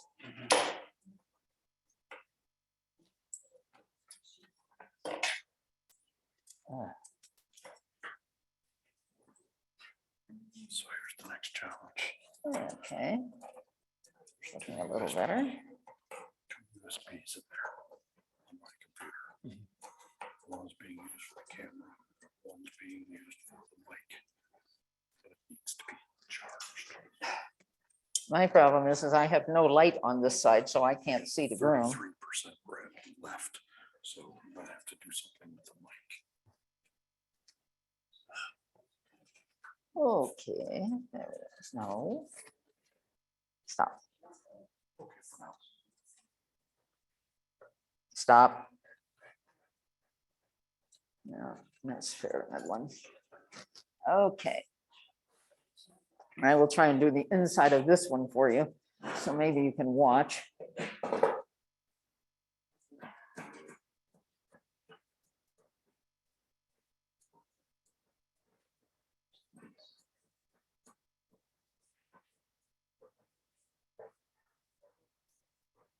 Another thing about trimming with scissors, you don't want to just trim with the points. You really want to trim with the flat of the scissor, especially when doing body work.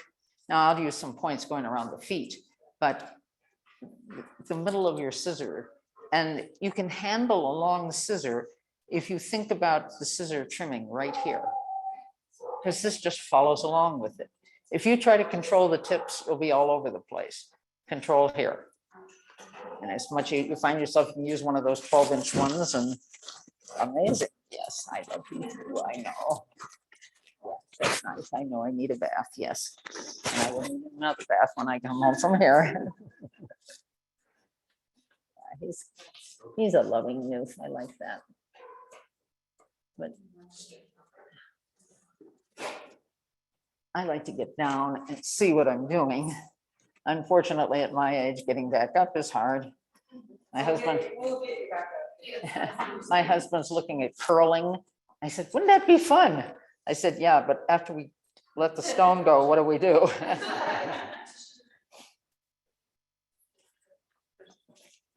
Yeah, see, I don't want to see anything sticking out here. The insides of the feathers are as important as the outside. You want to see 2 legs. I don't want a monopod Newfoundland here.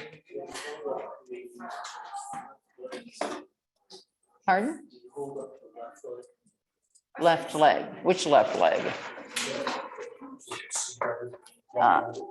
Yeah, thank you. I need a hand for the comb and a hand for the scissors, and I need another hand for the leg.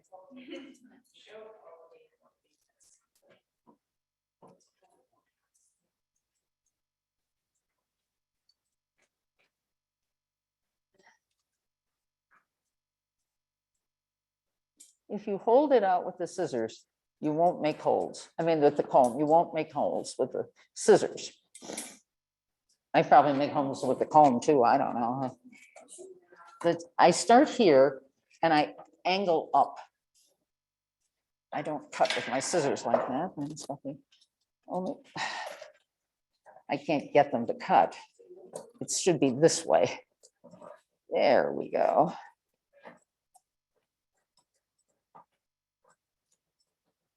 You don't want to see anything hanging on the ground. You want to make sure that that's all cut off.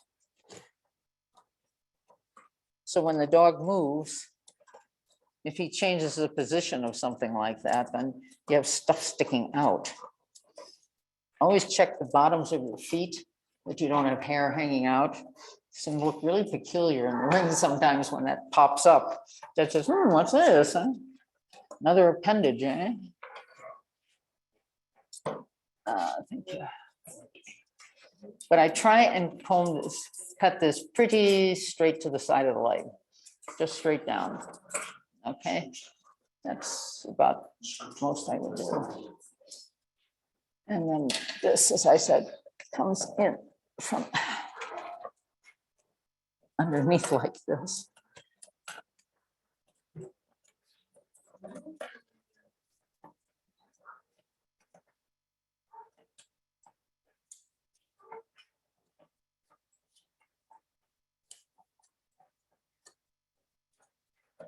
I think we have it, I'm not sure.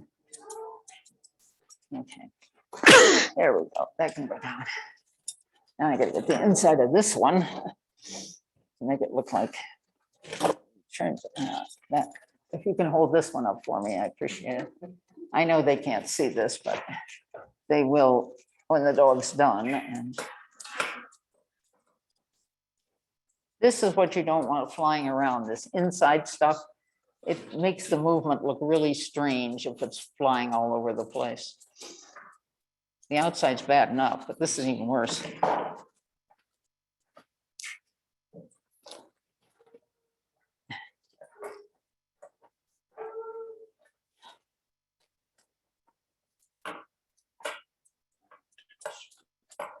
I'm sorry, there's just no way to make it cut fast. It doesn't do it. Okay, that can go down. Thank you. But now you should have 2 basically columns up here. When you look at the dog, they should be straight, both of them.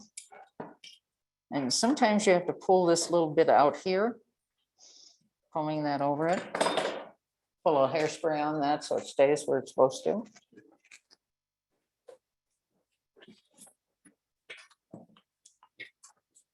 Yay. Nifty hair. Be sure it's American hairspray because foreign products are not allowed on show dogs. Huh?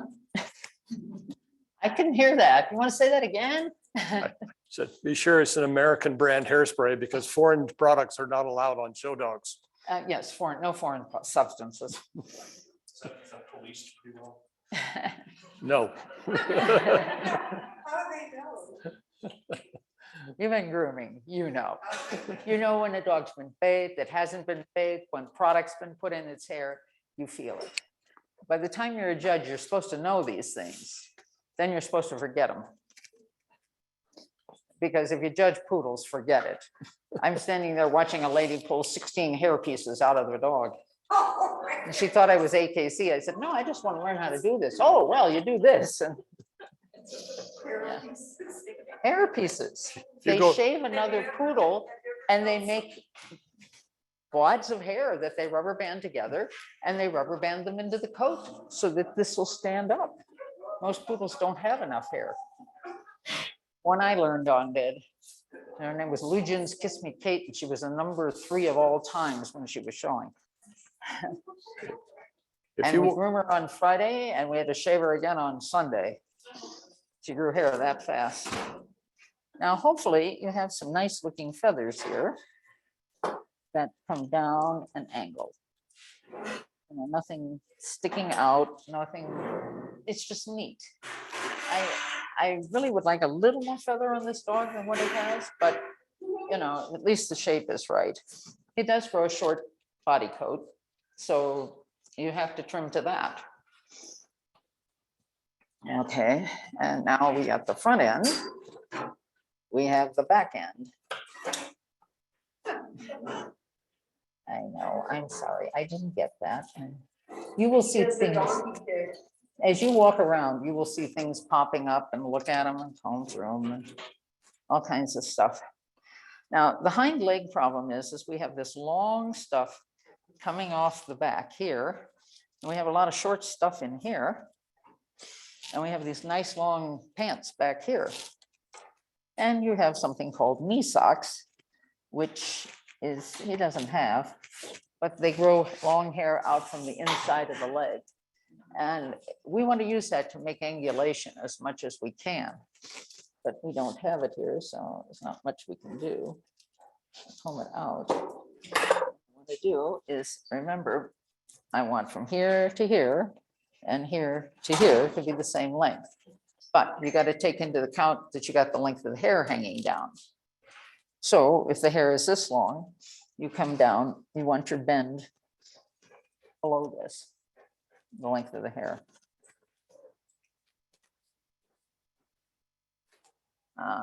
And when I stand behind this dog, I want 2 smooth lines. They'll be coming slightly in, but they won't have any lumps or bumps or anything on it. And this will be the first thing you have to do is they grow longer hair here, shorter hair here, and really long hair up here that lays flat, that doesn't have a lot of undercoat in it. It's a lot of guard hairs. It's kind of like grooming a black Russian Terrier. They have 3 different kinds of coat on their back too. Well, I have a Lancier, so I'm particularly interested in where the saddle, it's the white. Well, what I would be doing on that is using that, oh, what do they call it? Topics, white undercoat to give you more undercoat on that white to stand it up like the black, because it's going to lay flatter. And, you know, as Ron says, I put it all on in front of him and told him to go find it on a Lancier and came off with nothing on his hands. Do make sure you use the fixative. In Mexico, they weren't using it. They say, it comes off on your hands. I go, now try it. Oh, yeah, this is good. Unfortunately, the girl at Sally's doesn't always know you need the fixative with it. You have to tell her. Now we got to get rid of these fenders.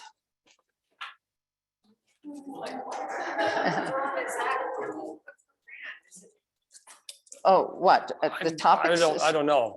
What? It's called Topics, Toppik's. Topics, that's it. Yeah, that's the brand. And you just go into Sally's. It comes in blonde and brown, and I just get the white and black. So most brown Newfoundlands have too much undercoat anyway. They're fluffier, have you noticed? Yeah.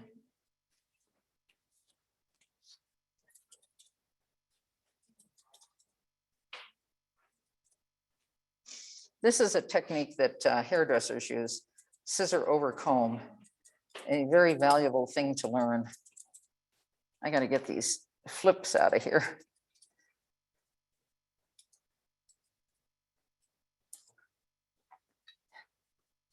I'm sorry, it is very hard to comb, you know, to cut correctly when you're not in position. Yeah, we needed like something that turned, huh? Well, you need to have your joints going the way they don't go. And you need eyes all over the place. When you finish trimming something, look at it from all angles. Look at your both front legs, make sure they match. When you're finished on this, look at both sides of the dog, stand them on the floor, look down on it. Make sure that all sides match. I've had people trim 2 inches shorter on one side than the other. It looks really weird from the judge's angle, from the top down. That's already starting to look a little better.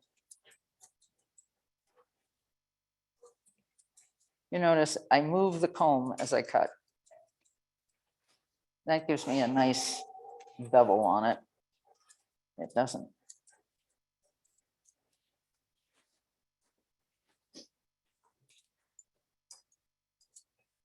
And it's sometimes where this comes into the flank too. You have to show a flank.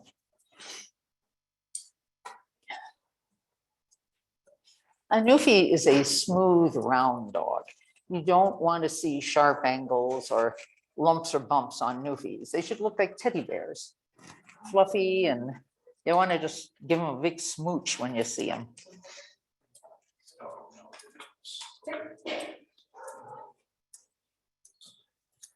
Stephanie, Yes? can you take a short break? Just announce. Yeah. Take a short break, because we're having some issues with the computer. With the- Oh, okay. I want to see if I can do something. By all means, be thinking of questions. You know, if I'm not.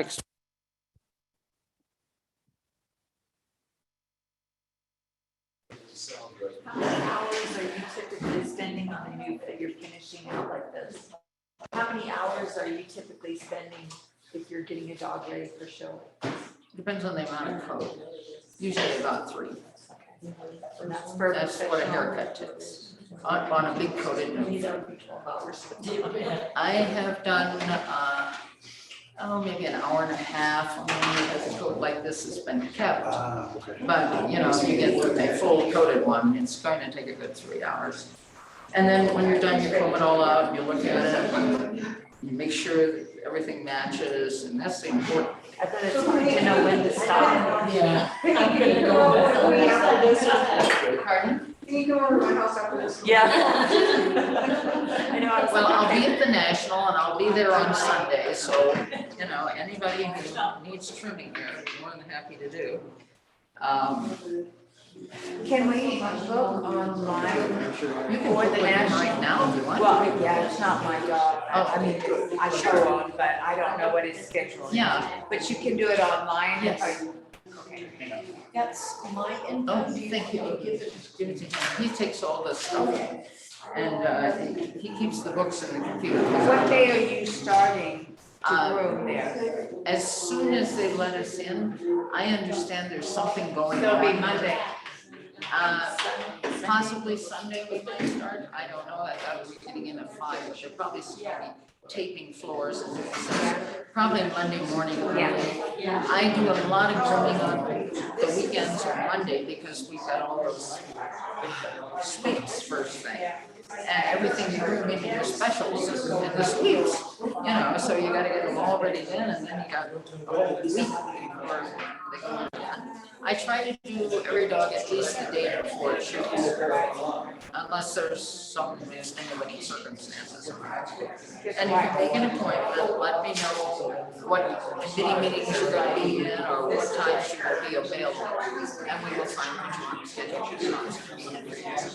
And there's no penalty for canceling at any time. It's just, I like to know what's going on in advance, so I can plan ahead. Right.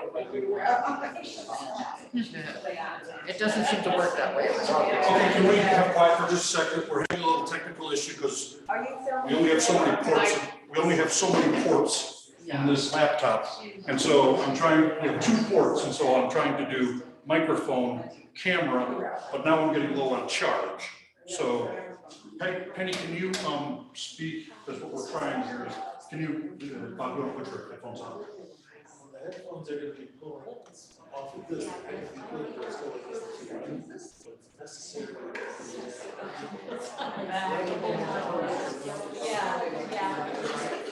Please, please, quick, quiet.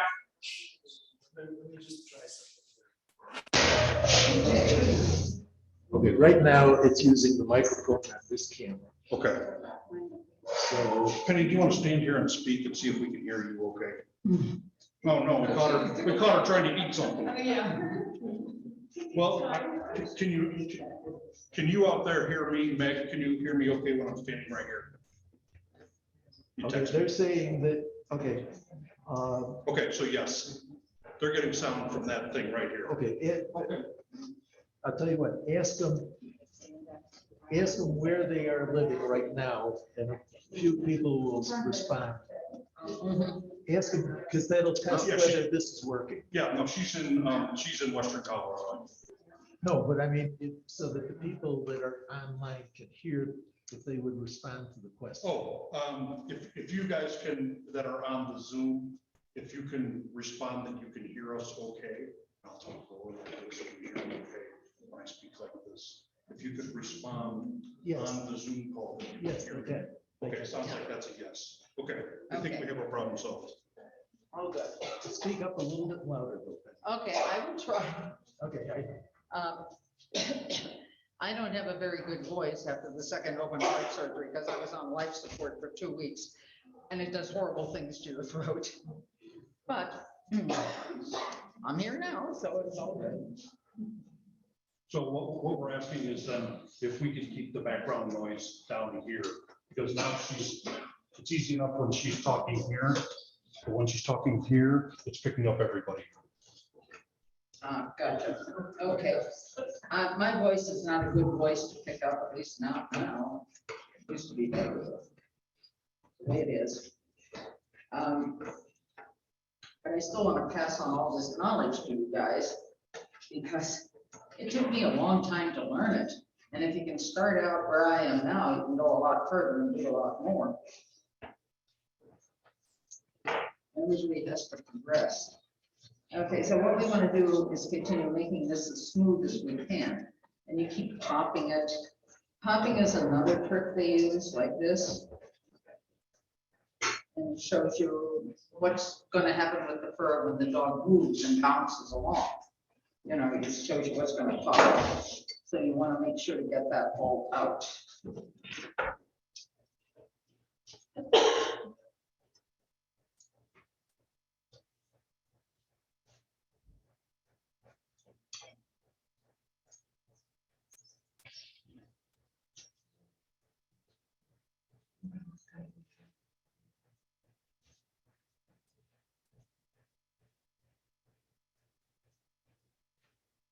Now, what we're gonna miss with the knee socks here, I would bring this like this and bring it up like that. More of an angle to give the dog more angulation in the rear. But we don't have any of those. So we're just gonna bring what we have. Nice and smooth. See how it dips in here? So we're gonna take this down so it matches. No dips. And when we fluff them up, it's going to take care of all that too. But always keep in mind where your ankles are supposed to be. So you want to make them look like that. It helps, it takes about 10 years to get it. But what you want to do is try and have in your mind, you know, what the perfect move looks like. And you want to trim to that idea. And to do that, you have to learn, mine has to start automatically pulling the hair off the dog and seeing what's underneath. That takes about 10 years. You get it. It takes 2 years to learn to use a pair of scissors and 10 years to learn what to do with them. But just keep practicing. Hair is a totally renewable resource. No matter what you do, it keeps coming back, which is good.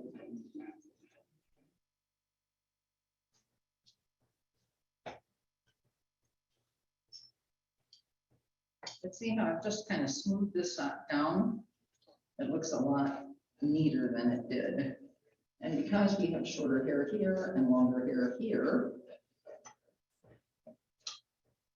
and because our standard calls for square croups, I will puff this up in the ring.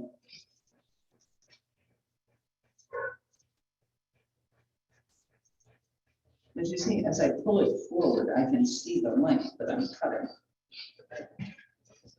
And then I comb it back to see what it looks like, make a smooth line. I have this wonderful little flip in here, which is actually in there. You saw me try and dry it out. I could not dry it out, so I can cut it off. Because it will be back in the same place when I bathe the dog next time. And the trim will be correct. Whereas if you cut a flip that isn't in there permanently, then you got a hole.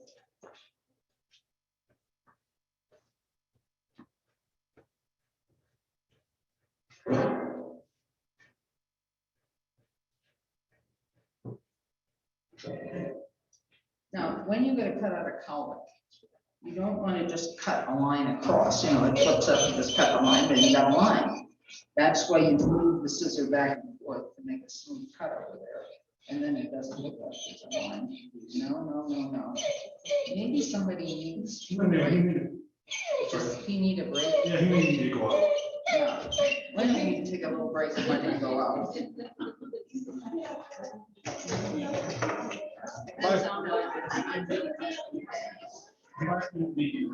Yeah. Okay, Penny? Yes, I can answer questions, What yes. we can do is we can take questions now. Yes. Just a second. Yes. This camera. Because.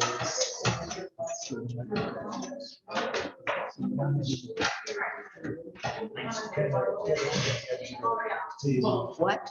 Where do we get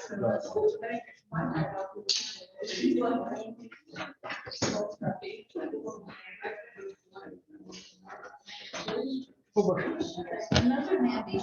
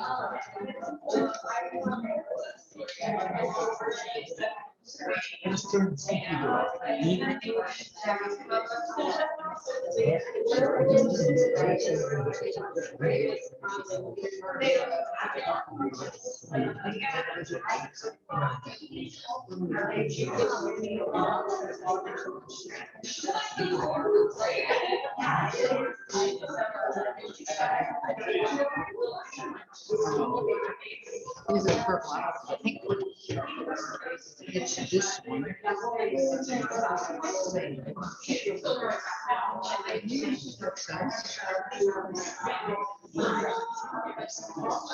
And just, oh, I think it's Kenchi. Oh, Kenchi, you're right. Yeah. These secret, they're very fine. That's what I use. I do have some like that, maybe much longer. No. This is too short to use on the rest of it. Because I just haven't got enough space. Ears, it's perfect. You need difference. I don't use a whole lot of things. This is what I use to, if I have to take 6 inches off the top, you just whack it. You know, like I would just go and whack all this one down here. And then finish it with this. Yeah. Okay. So it's hard to see. I see it. This will fill in by that pad. You might have to use a little hairspray or something. And then this stuff down the side. Yeah, down, straight down. Straight down. Width of the legs, but all the way down the end. And I actually hit the 2 front toes. I may not hit the 2 extensions depending on how the foot is shaped. If it's real cat foot, you can go straight down. But if it's not, then you have to leave a little extra hair on the sides to make it equal to cat foot. Shorter toes. Right, thank you. Yeah, he's a nice looking boy. Keeps me some headache.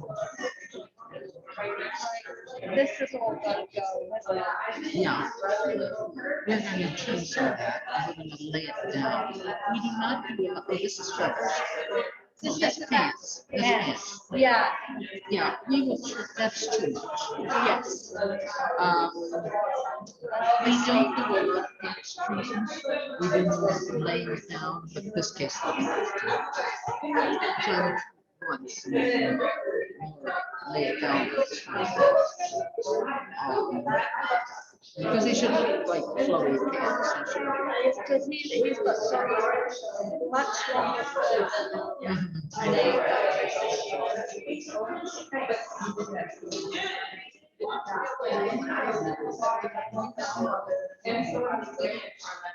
Any questions? Want to talk about scissors again? I found these the other day. And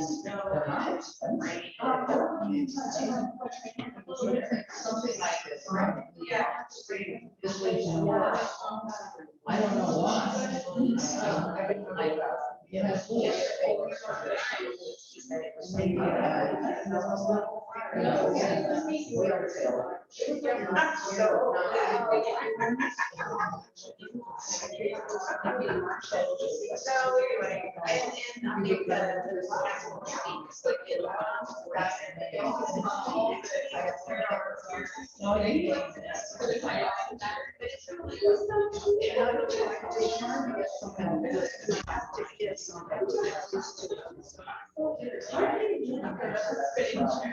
So what is that top stuff?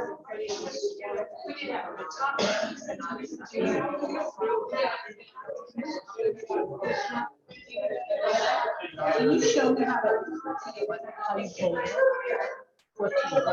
This one that goes there, like that. This one on a curve and your two on the shaft. So your arm goes two on the shaft.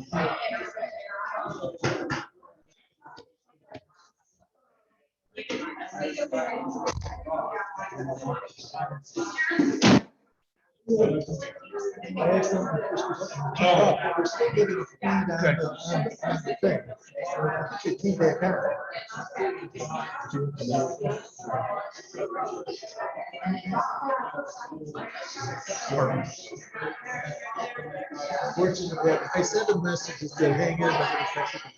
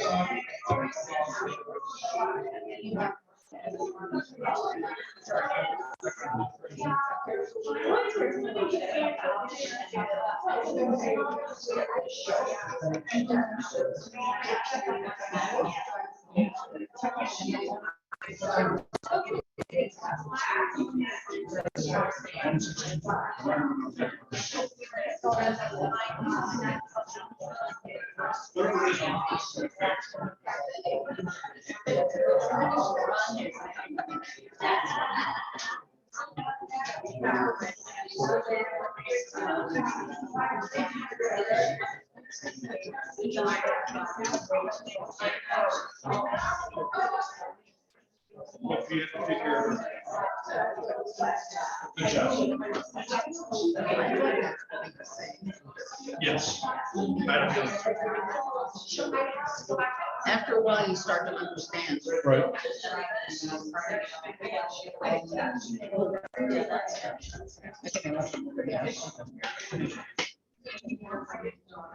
We were just talking about. And Okay, everybody. yeah, they're kind of like a whale tail. They've got little sawtooth in there, very fine. This is called sawtooth. I think it's from Element, ELEMENT. Anyway, if you have a lot of hair to take off a dog, start with this. And it doesn't matter, then you leave the last inch or so, and then you're gonna go down to the fine scissor. It will take you all day to take a lot of hair off of this. So you start with something like this, it makes it much easier. And this scissor, for some reason or other, does not leave marks. So that's for a yak. Yeah, right, for a yak. Mhm. I use it a lot at the National. Well, we left it all for you because you know what to do. We haven't had a national in 3 years, right? Yeah. So if you're gonna use those chunkers, how would you start? If you want to take off a lot of coats and I would put the other thing, whack it off. just like that, okay. Okay, Yeah, but this one is so. yeah, the big ones. I got those. Do you, I don't have any to use. Guys, remember, we only have one microphone here, so here we need to speak quiet. Sorry. Okay. But this one you can actually, it won't, you can put them in the. Ladies, please, hey, ladies, quiet, other people can't hear. I'm getting comments from here that they're getting background, so sorry. I don't mean to be the teacher. I am. A good set of scissors are absolutely necessary. I would get a chunker like this. They have one called whale tail, but you can't use it this long because the metal's not good enough. They have a shorter version. But this one I found works in the long version, so it's great. I like body scissors a little longer like this because you can make a smoother cut. If you use a shorter scissor, it's more choppy, especially when you're starting. However, I like something like this for ears. It's a Kenchi. Very fine little teeth, they're curved. I like the curve in my teeth because I think it makes a better cut, more natural cut. The straight ones, I don't know, it doesn't quite lay as well as the curved ones do. And so these are curved too, if you can see them, I don't know. Very fine. But as I said, I wouldn't start with this because it'll take forever. Something like that. And then you have your curved one for the feet. That is not an expensive scissor I use because they get kicked on the ground way too many times. So on a straight scissor, you can go cheaper. You know, you're not having to do the fine body work with it, just the feet. And I like the lock of curve on mine. This is one of those elements. I got a short one chunker like that, and this one and a straight pair for $99. Now that was some special they were having. This cuts beautifully. It's It makes a Elements nice- 29. You know, so you, what? It's Elements 29. Elements 29, that's what it's called. And I tried them one day. I was coming up to a handler and you know, I'm supposed to be running this dog and he was starting it. So I picked up this and started. It was one of those. And I went, oh yeah, I'm gonna have to get something. But you see how we're trying to now make this as smooth as possible. And I have this line here because it's a, I'm trying to take out this flip. And I don't want to just cut straight across it. If I do, I will have a line. So I lift it and I move the hair as I trim the top. So you don't have just one line. And then you can see how much smoother it lays. That way you don't see a line.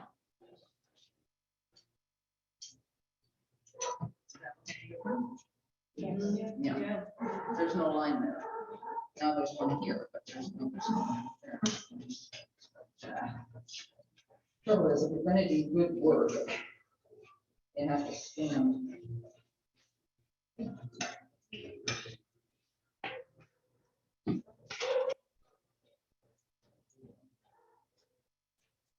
Oh, another thing, if you're going to trim on the back, you have to go all the way up because cut hair looks different from an uncut hair. So what you want to do is you don't want to take any length. Take just a little bit, so it's all going to come out even at the end. Because non-cut hair and cut hair look different.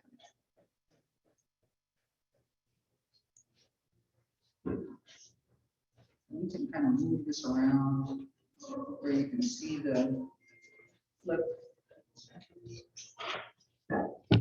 We're correcting it.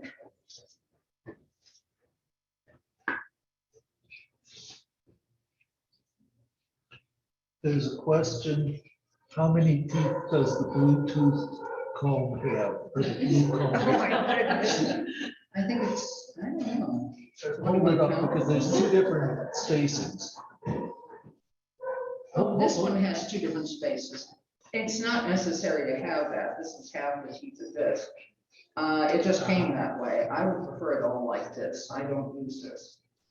So, but I like the length so as I can pull out a whole wad of hair. I can pull out the whole feather at one time as opposed to pieces.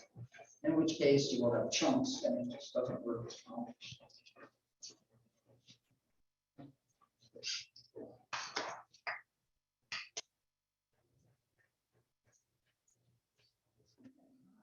He's gonna get treats after this, right? Yeah, he had a little bit of running. Oh, So that's why he was whining, it was like. when it's hot. No. Does he need water? Or? He got some water. Claudia, he got a good drink. Oh. How long you been up there? See, I have this whole flip that I have to take out. And you just got to keep working on it, combing it, cutting it so it lays the way you want it to. Takes a lot of work on these.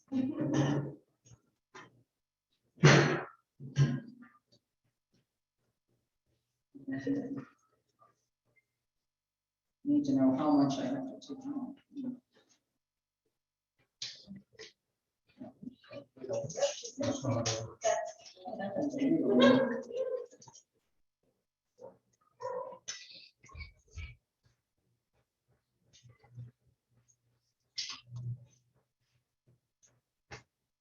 It's so dry here. You get really dry when you talk because I came from South Florida and everything's wet.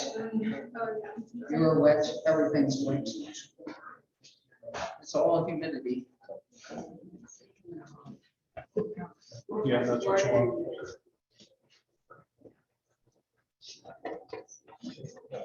After a while, you start to understand dog. It took me about 25 years. It took the Goofy 15 minutes to learn any word in English, between 25 years, when my first one in dog.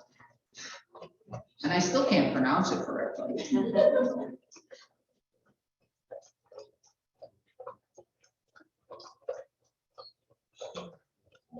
They're so much smarter than people are sometimes. And nicer too.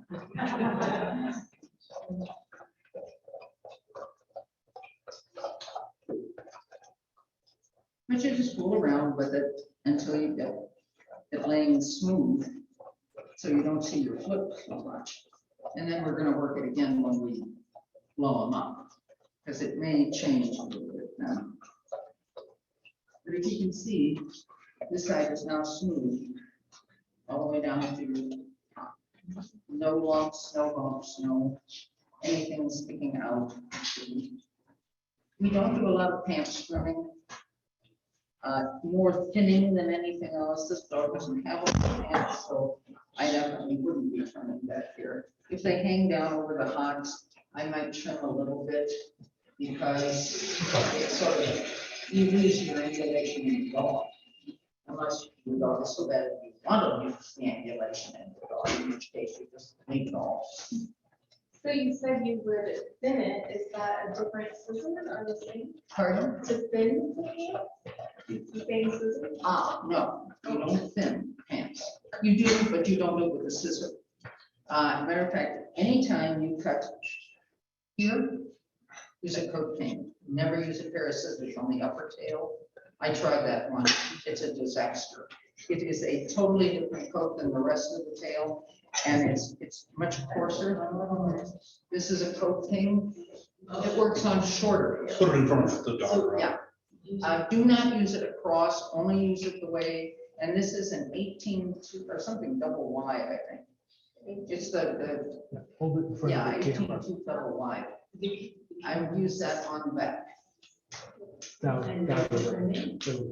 The neck, not so much, because the neck is longer fur, in which case I would use a knife rake. Which is this, that they're supposed to take out a mass. I've never used it for that, but I send it off, I buy one, I send it to the scissor sharpener, I just make it like razor blades. So when I come down like this, I can thin out. Like on the chest the neck, yeah. And then when I finish it off, I go with the mat breaker. Sometimes you can't get anything out with that, you have to use this. And this takes forever, but it only takes undercoat. And so on the back, this is totally valuable to you. It will leave no feel, no nothing. And as I said, quite often you have more undercoat up here than you do in here. And so you trim it like I did, but then you take this and get the extra undercoat out, so it lays and you have a nice looking top line. My trouble is if I do that to him, I don't get a bad looking top line, because this looks good. Yeah, no, he's got a really nasty little cowlick in there. I know, but, your dog may not have this. So. Can I ask a question about all those tools that are like blades or stuff that you're supposed, that are named to pull out undercoat? Are those, should you not use those to take out undercoat? What are you talking about, the Terminator? And No, I already know that's from you, but it's just like a blade or a rake that you're supposed to pull the undercoat out, or those not good? Terriers, which has a whole different coat than a new. Okay, so we can use Terrier's shampoo for a new. Yeah, because that coarsens the coat. This is shampoo, you're not changing the Correct. fur. But see, terrier coat is meant to be plucked, Oh, and you can pull it out easily. The dead hair comes out. uh-huh, Unless a newt is ready to shed, don't try and strip it, okay, because you will break the hair before it will come out of the roots. okay, Newfie hair just isn't designed for that. The okay. only time you can, I did strip a newt once, but it was getting ready to blow, and the hair is kind of bronzed, and then you can pull it out like that with the stripping blade if you want to. Okay, But I just do it by hand, fast, you know, on a newt. I don't like, stripping blades are little zigzag along the Yeah. edge, and they tend to cut coat unless you really know what you're doing with them. Okay, And it's just not really good on me. okay. Doesn't Eric use one of those stones? Eric Stones, Yeah. I don't like those either. I've seen him pull out with those. Yeah, I know. Well, what he's using, I don't know what it's like. he uses a pumice stone and he grabs hair. Eric is a terrible person. Doesn't really know about issues. That's why he was working with me. I don't know why somebody attached himself to me. We had a couple of nationals. I didn't pay him or anything. But he learned double coats. He's a terrible man. I mean, Because I've seen and him. if you take pumice stone and rub it, it will fuzz up the shaft of the hair and make it more broken. It won't shine. It destroys the coat. Our object is to keep this healthy and good looking and good feeling, not break it off. And if you ever pluck the cherries, it's, as I said, it comes right out. It's very reasonable, you know, try to pluck this, it's not coming out. And it's not hurt. I try not to hurt them when I groom them. They're sweet, lovable things. You don't need to do that. And I work very hard on toenails, not cutting them. That's why I like to grind them. And Whitman makes it's expensive. It's like $150 a diamond grinding bit. It will not pick up the fur. It won't wrap it up in there like your little sandstone does. And it won't, I don't explain, it cuts the toenails. It makes it very fast, very even, leaves a nice little job. You don't have to replace it, you don't have to do anything. It's wonderful. And it stays, and it stays cool. Oh, and it stays cool, that's the other Yes, thing. yes, I have. Yeah, I love them. The other thing, will heat up and then, No, they're very good. yeah, that's not good. Whitman Rock is. He's good at sharpening scissors too. When you get good scissors, be very fussy as to who sharpens. Because most of these guys who do chainsaws haven't got a clue where they're doing the expensive scissors. So you have to find somebody who knows what they're doing. My wife said she wanted to do diamonds, so I got her one of those. That's what you got her for, yeah. And I like the box. And it's just a bit. You like The box. The box.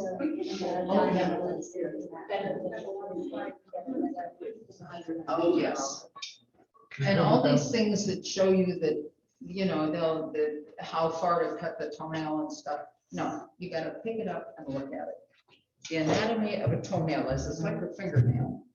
The nail grows around the quick, which is up in the middle. So if you look at the end of it, and that quick is white, it's dead. When it starts to turn dark, it's live. Stop there. Next is red. You don't want that. So what I do is I grind them off across, and then I bevel the edge. And if I've got toenails that are too long, I'll grind around the tip and let the quick hang out and let them shorten it on the sidewalks. And they'll bring them right back. But you have to be very careful when you go around the edge of that you don't hit the quick. And dogs that I've started as puppies, they just hand you a paw. They've never been hurt. It's not necessary to hurt them. I've seen handlers whack and pack and all this sort of, I can't do that. But most Newfies are fairly cooperative, especially if the word treat is involved. And you see, I just took off this little flip here. It's something not everybody grows, but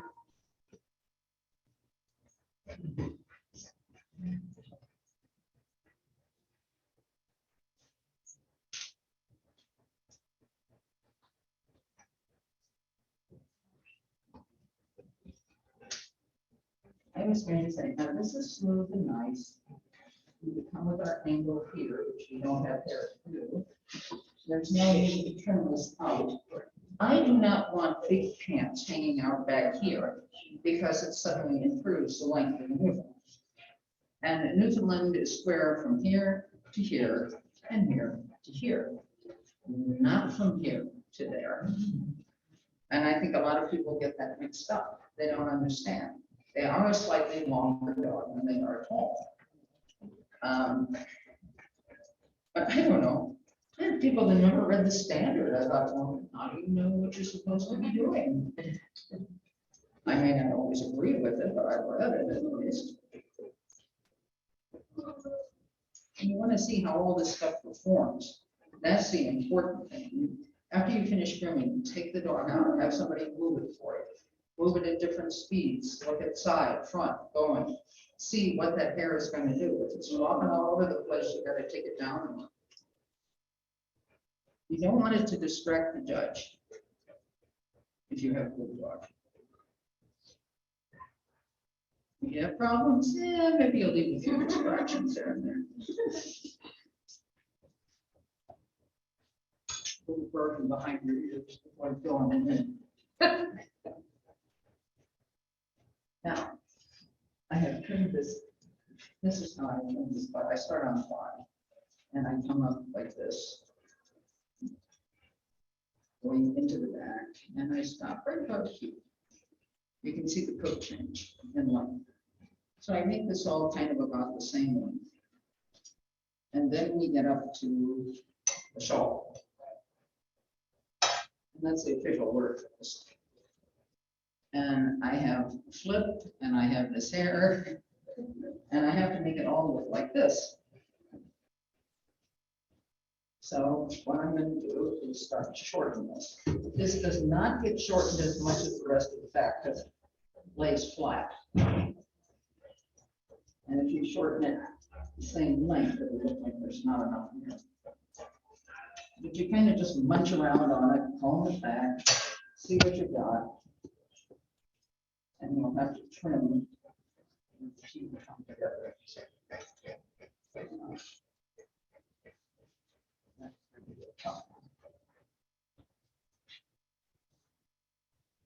Sometimes you just trim this before it goes in the ring, and you trim it each time they go in the ring. It comes around at different places. He's on this camera now. Uh, Oh, yeah, okay, you just switched. Well, I'm trying to figure out how to show this to you and how I can do it. And so I lift it, move it forward, trim it. And I have to comb it back to see what I've done because I have no idea.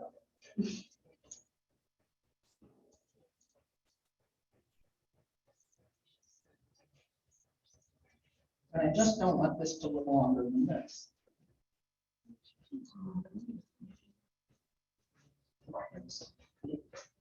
And I've had some really odd ones. I had one that grew hair this way, this hair went this way, and that hair went back that way. What do you do? Something else. I also have this little piece of hair here. I don't know what they call that, but it needs to come down. It's always extra. It always sticks out, and it doesn't look attractive. So I just take it down even with the rest of the coat. So this would all be the same for a Lancier on white, correct? Yeah, pretty much the same. The body trim works the same. It's the fluffing that's different, not so much the cutout. Although how much you cut off different areas is going to depend on your coat and your dog, whether it's a Lancer or a black. And there, as I said, there are no two coats that are the same. You wouldn't believe it, but try gluing hair from one to another. It works on a poodle, but it doesn't work on a man.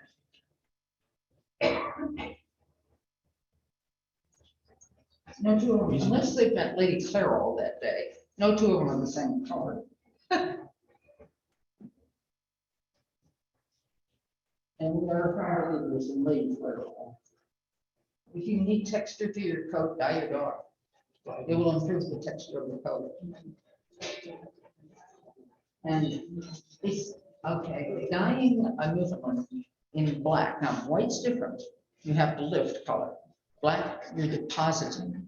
So you can use the stuff, the henna stuff, that doesn't have peroxide in it, because you're depositing, not lifting. You must use the peroxide if you're gonna lift, but if you're going to deposit, and so you can use that. What is it? Waterworks and Biden. Or something. Anyway, it's a very good thing. You mix it with water, you put it on the dog, and it's permanent dye. Our Newfoundlands died. Most of them. The ones that know it's really hard. Especially since our nationals in the springtime, when you're moving bronzes. They're not supposed to be brown and black and white. So you're gonna make them black and white. Another thing is when you have a white spot on a dog and you're trying to dye them, don't get the black dye on the white spot. So I use Vaseline. I'll put it around the edge and I make little cones out of the hair and wrap it with masking tape. And then to wash that out, you need glue hand. It's the only thing that takes Vaseline out, but the dye will not go in Vaseline. And that looks good. Motorcycle race does, I mean.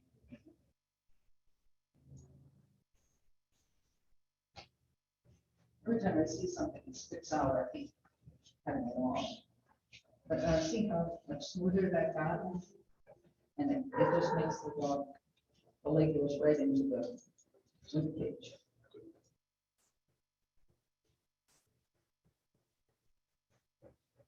And this comes down into the leg. You know, no lumps, no bumps, nice and smooth. But there is a definition, chest, leg. This is going to be rib cage, loin. Loin gets in like that. You should have a short loin. Kind of a medium sized rib cage, not super short. Somebody wanted to know how to bevel this. Well, we're going to make this the shape of the dog. We're going to do this. So we don't have flat schnauzer skirts. We bevel the coat to go around like that. People still put schnauzer skirts on them, but. Get the school, sorry.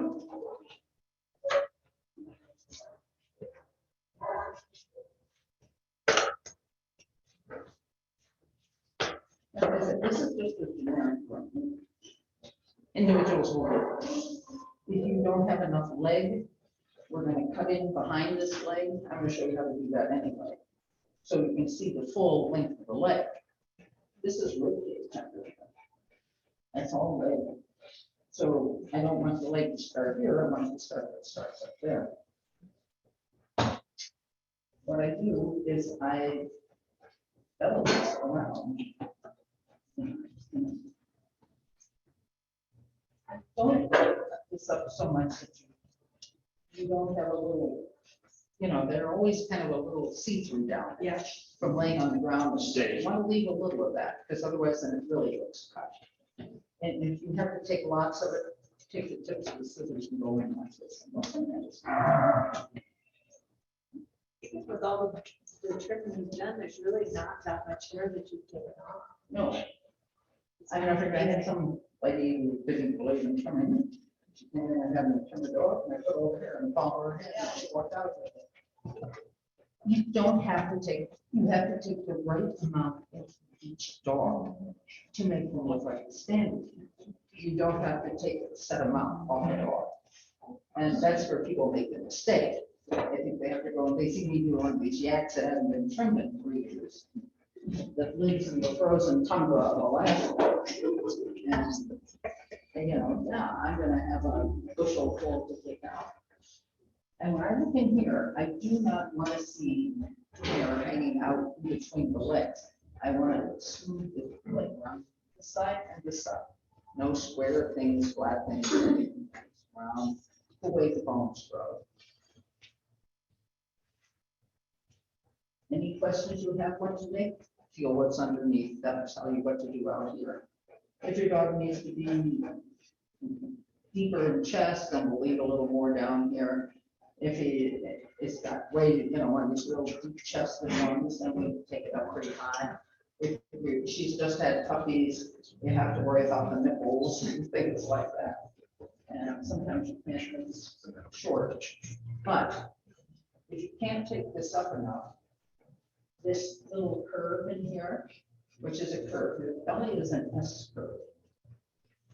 No longer under the rib cage and then more this way. It's not a straight line. It is not flat. It curves.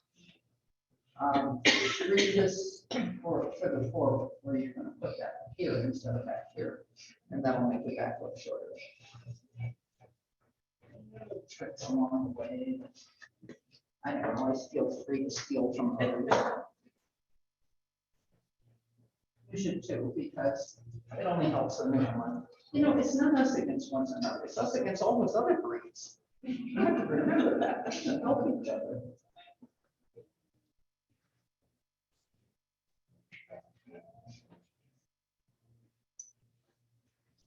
Now, what to do? How do you show your rib cage? Protect the foot. And I just like that under there. I take this whole line. I can see it. Where the chest is under there, like next. Something I don't know why. Probably a seal over there. Okay, pal.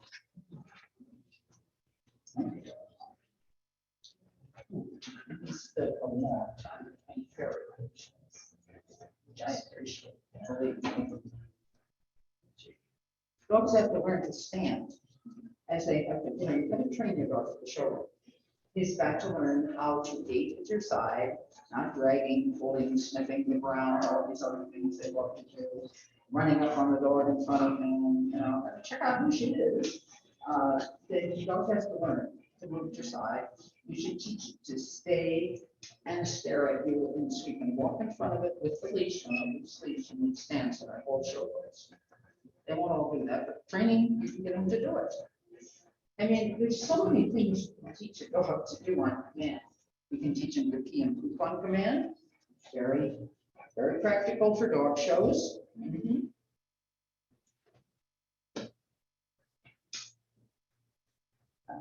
I know, they teach them all sorts of tricks.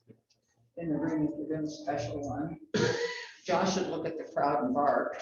The Portuguese water dog would only spread both legs before he ate it. That was all on command.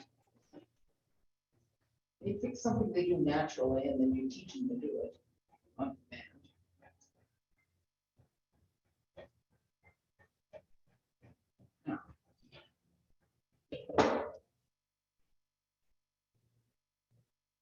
That's the other thing this does, is this long thing here obliterates this leg, the back of the leg, so you don't see how your angle is. There's up here. And I've had a few discussions with people. Does it go over the front part of the bone, or does it go over the back part of the bone? Well, it actually does both. The judge is going to feel what we call the point of the withers up here, which is because the withers, it's a bone that's like this. And what you're feeling is this piece up here. This is the center of the withers. That goes over the back. The point goes over the front. So that's how you know when they're both right. That's pretty darn good. I mean, you don't see fronts like this real often. Usually we have better rears than fronts, but when I first started breeding, I tried to find a front. There weren't any. I was trying to breed a dog that was 10 years old. He didn't have any sperm, but he had the best front I could find.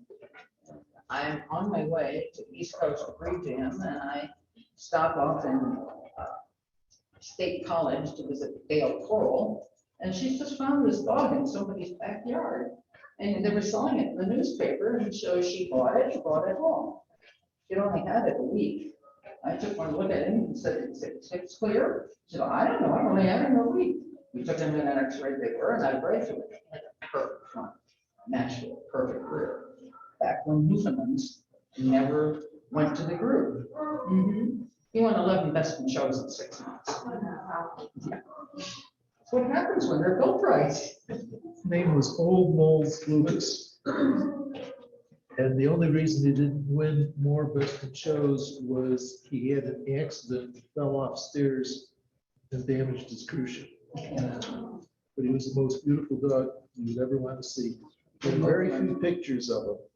But if you look in the German database, his head was not the greatest, But I had a pretty head. but the rest of the dog was fantastic. So the fronts are the hardest, I think, to get. You want hair, of course. If you don't have it, fake it. That's why you have the hair. But the front is, you know, we need to work harder on our fronts and newbies. They've gotten better, but we can still work on it.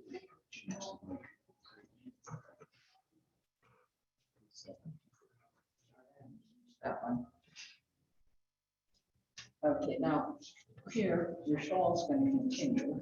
Some have longer ones than others. I'm sure a lot of you, even if you have a short coat Newfoundland, they'll have this big buffalo thing up here. And I guess it's been trimmed, I think, pretty well. Now, it's going to be hard for you to see this. This is a problem. I'm trying to show you. Now, they grow hair. Penny, your microphone's back on now. This one. 1 second, 1 second. Your microphone should be back on in just a second. You're right.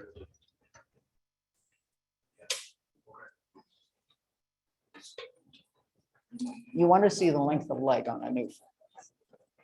And I think nowadays we're about equal leg length and body depth. Originally, it was the Newfoundland gets its height from depth of chest, not length of leg, but that standard's long gone. Originally, your chest was to be 2 inches below your elbow. I've only seen one in my life. And it didn't look right. They grow a lot of hair on the inside of the front leg. And so what happens is it kind of makes the front look like this because there's all this hair in here. Chests don't look like that. They look like boxers. So this is what you have to make under here. You've taken off the feathers at the top. Now, what you've got to do is come over here and trim the front line. This is another spot where I do use the points of the scissors because they're not trimming fat, they're flat, they're making a line. But what I want to see is this kind of a U shape across the front. Do remember to take this in between the front legs. Otherwise, when your dog gaits, you will get a big surprise that you will not like. You'll see all that hair hanging out.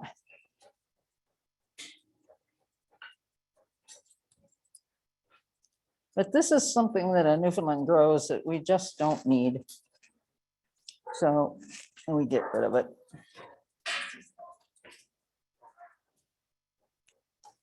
And you'll see his chest will look much bigger when I get rid of this stuff. It just takes a while to do it, that's all. You have to try to be careful not to make marks, which is very hard when you're trimming in not from the correct position.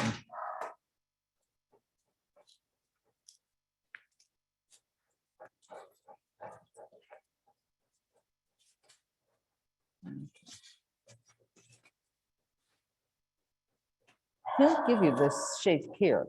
Right in between the chest is where the length is, but the hair comes on either side of that and comes down. And they grow enough of it, it looks like they just have one front leg.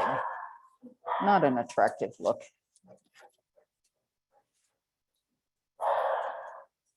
But you have to take all this off. You'll see when you start cutting into it, it starts to look like a ledge. You just got to smooth it all in.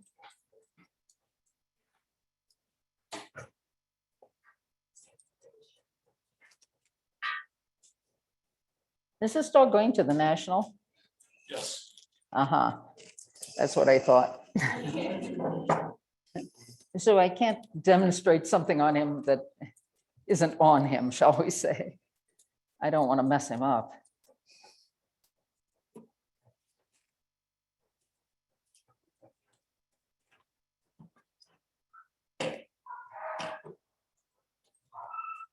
So you must blend the front of the leg into the feathers again on the side, because he's growing all that long stuff in there. So now what you do is you pick this leg up, pull it forward, and you'll see the hair hanging down in here. And you'll round it, double it up under the arm like this, and it'll look like you have all of it, and it'll look beautiful. Not, you got to do the other side too. When you pick that up, you'll see what you missed. I don't know what that is. There is a question here, Penny. Yes? Is there anything to consider differently when grooming an all brown newfie? Yes. I'm thinking that an all brown generally gives a little more shades of color when compared to an all black. Lady Clairol is extremely important with the browns. They sun bleach. In order to keep a brown dark and chocolate, you have to keep them out of the sun or use sunblock on them all the time. I took one that came to me that was just a light tan. It was a pet. I was grooming it. I used this shampoo. I don't know if they even make it anymore, but it all had sunblock in it. And he was outside playing with the kids and everything. The time I was, and after about 6 months, he turned into a chocolate brown roof. It was beautiful. But you must keep sunblock on them. The other thing is I would definitely dye them before a show, because they, like the others, change color when they're getting ready to blow coat. They also have a lot more undercoat than a black does. They tend to, the coat tends not to have a direction like puppy fuzz. It just stands out. So that's when you get your little mat breaker in there and you give the coat a direction on a brown. Well, you look at a yellow lab, they're much fluffier than a black lab is. Same thing. So what I want here is, now you can start to see the definition a little bit of the chest. I don't have a whole lot, but it comes up like this, and then it comes down here. He's not too long. He's a nice short dog. So I can move this at the prosternum. That's the little piece that comes out here from the breastbone. I can groom it down at its full length of the hair. So it means I can move it down further. You have to count, when grooming this, you have to take into account the length of the hair. The prosternum will be here, but it'll look like it's here because of where the hair hangs. And I try never to trim with a collar on when I'm doing the neck. So stay away from that area. Don't even get too close to it, or otherwise you'll have holes. You have to take the collar off and have somebody hold the dog for that. Then you won't have any problems.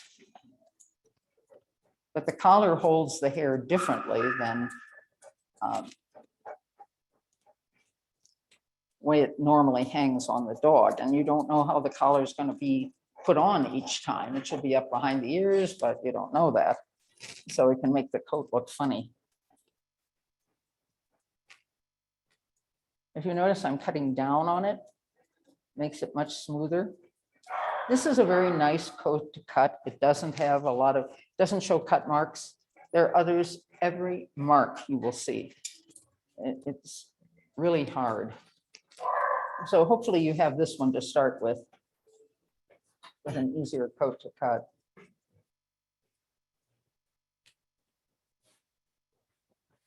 But I want a nice smooth line, and I want to bend.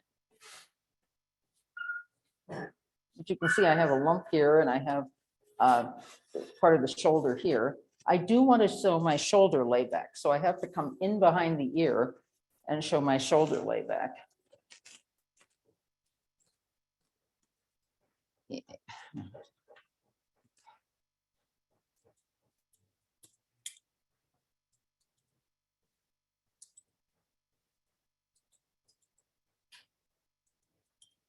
Now, if you cut one side with your scissor going up and the other side with your scissor going down, they're going to be different lengths.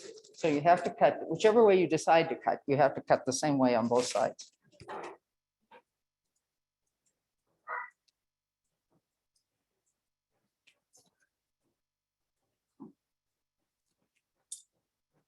You don't want any lumps and bumps. You don't want any drool. Comes with the territory.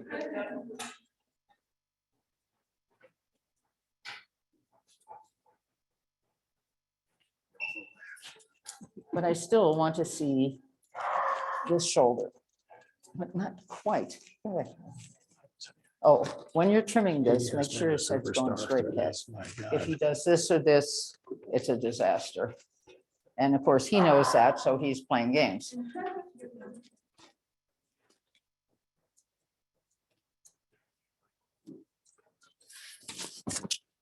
Always groom a dog with a straight spine. Do not try it any other way. It's a total disaster. Stop right now. Stop. Stay.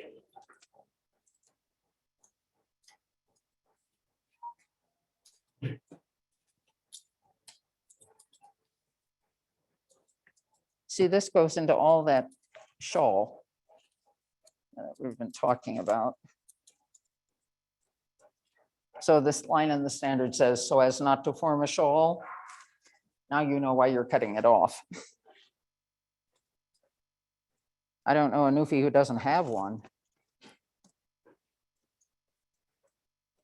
But that came with the territory of more hair. And that came with the best in shows. So take your pick.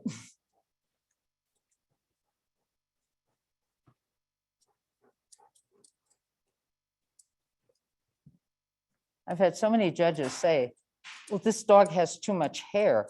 He's going to drown in the water. This judge knows nothing about water dogs. Probably owns Old English sheepdogs or Commodores. Takes 3 days to die a Commodore. Yeah. You don't know this place. Oh, it's horrible. But they'll drown in a pool. That hair all fills up with water and they just sink. They can't get out. Stop. I know, you're a wonderful puppy and I love you dearly. Now, see, looking at it from this direction, I'm seeing things that I wasn't seeing from the other direction. You gotta look at it from all directions. Stop. Okay. I want this to lay nice and smooth. No lumps, no bumps.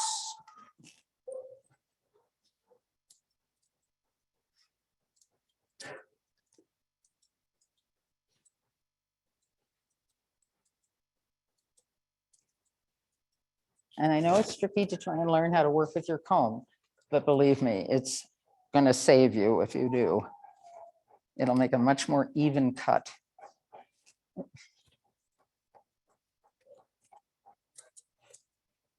Oh, then when you try to trim the Newfoundland's head, they all act like they're at the tennis match.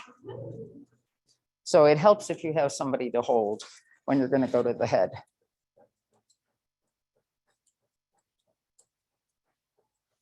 Matter of fact, I don't know any breed of dog that doesn't do that when you try to trim their head. But yeah.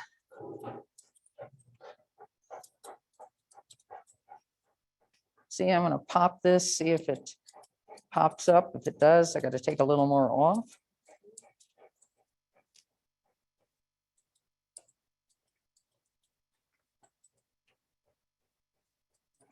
You may want to cut down on it, not up, but.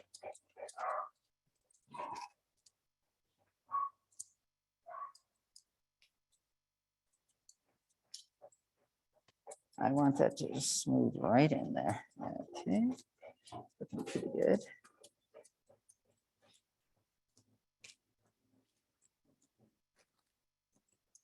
Remember I said when we do one side, you have to do the other. So come over here, lift this leg, and guess what? There's a whole bunch of long hair hanging under here that you didn't see.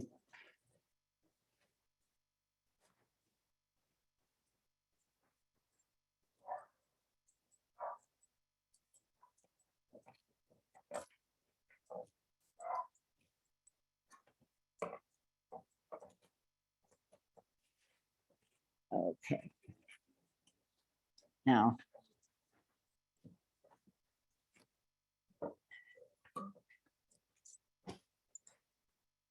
You come under the ear and you want a nice smooth line into the withers.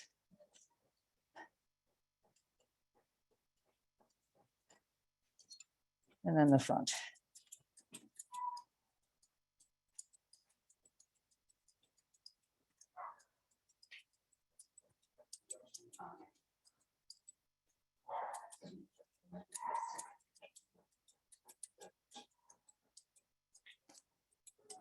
By all means, if you find new products, try them at home, not the day of the show.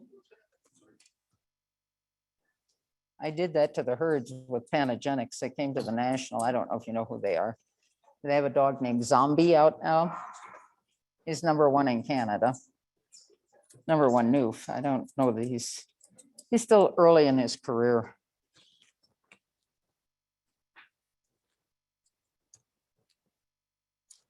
But at the National, they had a top winning dog. And I said, let's change your shampoo and your fluffing stuff. And they're going, at the National, you want us to try something new? They did. He looked good. I used it ever since. That was a Panagenics because I had just found it.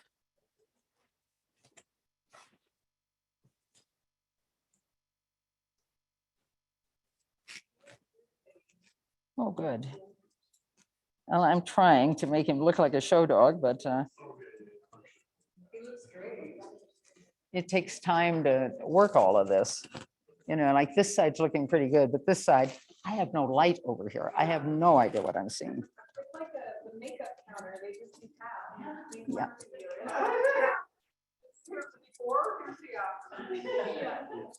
It's not how much you take. It's where you just take the little bits here and there to make it smooth, to make it look good, to make it all blend. Don't hesitate to cut hair. Remember, it'll always come back. And the only way you learn to do it is by cutting it. Yeah, I just don't want to do it before now. Well, no, I could fix him for the National for you. And then you trim him after the National when he blows his coat. Practice all summer long. Do you have an old spade bitch at home? They're the greatest things in the world to practice on. They always have hair. Oh, they're a little harder. You have to muzzle them sometimes. He's not double-digit now. No. Well, I just worry because on the white, if you cut something wrong on the white, then you're screwed. Right. Because you see right where that. Well, I'd have to look at your dog, but there isn't a lot of white that we cut on them because it usually is laying down. It's the black that we cut to try and make it look like the white. But when you do cut it, use a very fine pair of blenders, like those little pink ones over there when you get into the white, because I actually trim around the edges of my colors with the Lanciers, because where the two run into each other, you got this gray area. And if you just, like I'm trimming this seam here, that's exactly what you do around the edge. Okay, you lift it up and you just trim back and forth a little between the two to shorten it. So it makes the line look neater. I went to a show one time and here these people had taken a pair of straight scissors and cut right to the skin all the way around. Yeah, everything that obviously. I didn't know them. I didn't know anything about them. And I thought, do I introduce myself and tell them what to do? Or do I just stay out of it? I stayed out of it. I'm going like, no, I never ever told anybody to do that. But sometimes in the telling, things you're trying to talk to somebody on the phone and they're not envisioning what you're saying. That's like when a dog comes into the grooming shop and somebody will say, I want him short. Okay, how short is short? I want him short like this. Oh, okay. Well, the next one says, I want him long. How long is long? Oh, like this, long. So you have to have them show you what they mean. It's hard to do that, but it's absolutely necessary because the two of you, dogs have a specific language and different things you say to us mean specific things. If you say to make a top knot like a mohawk, I'll give you a mohawk. And we did on this dog. Kids loved it, thought it was cute. But what she wanted was the top of a Springer head that gets a little trim up there. It just, you know, you have to find out what your customers want or what your dog needs. It's sometimes very hard. And even when people are describing things to you, two of the people I know that cut the best, Peggy and Kathy, neither one can describe to me what they're doing. I have to just watch them and see what they're doing. They just can't put it into words. I don't know that I put it into words very well either, but it's hard. You know, you want it short, but not too short, long, but not too long, smooth, but don't make it look sculpted. You can go nuts with some of these things. So do it to what makes you happy, what looks good to you. And chances are it's right. As I said, these little gems like this, you have to come over just before the dog goes in the ring and you'll cut it every time. And you can trim feet each time they go in the ring too, by the way. Trim feet each time they go into the ring. I don't know, it takes them 5 minutes to grow foot hair, I swear. I don't have to trim this when I have light. I'm sorry, I just can't see it. Sorry. No. What? Yeah, I'm gonna try right now, but I'm gonna need him to hold because that head is gonna go to the tennis match. Pardon? Flip the grooming table around. Yeah, let's do that. Can we take him off and put it this way? Why don't you do the head, because you're doing, what I'm saying is time wise. Okay, head. Okay, I want you to hold the head forward. Any place convenient for you to hold, you are not allowed to hold there. Okay, you get the muzzle, but don't clamp down or they'll fight you. I kind of just hold under the jaw. Okay, like this. Yeah, like that. Hey, buddy. And his spine has to be straight. If the spine is not straight, you will come out with very unusual shapes. Okay. Now, I'm going to look through this. Where I can see through it, I want to take that off because it's no good to me. I want to go just to where it solidifies. And the head is round. Stay. Yeah, I combed it all up.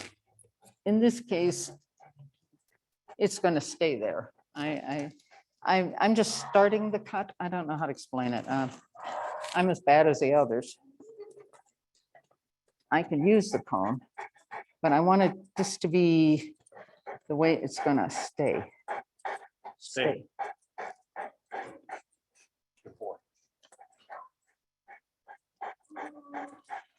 See, I'm looking through this. Now, I got my length.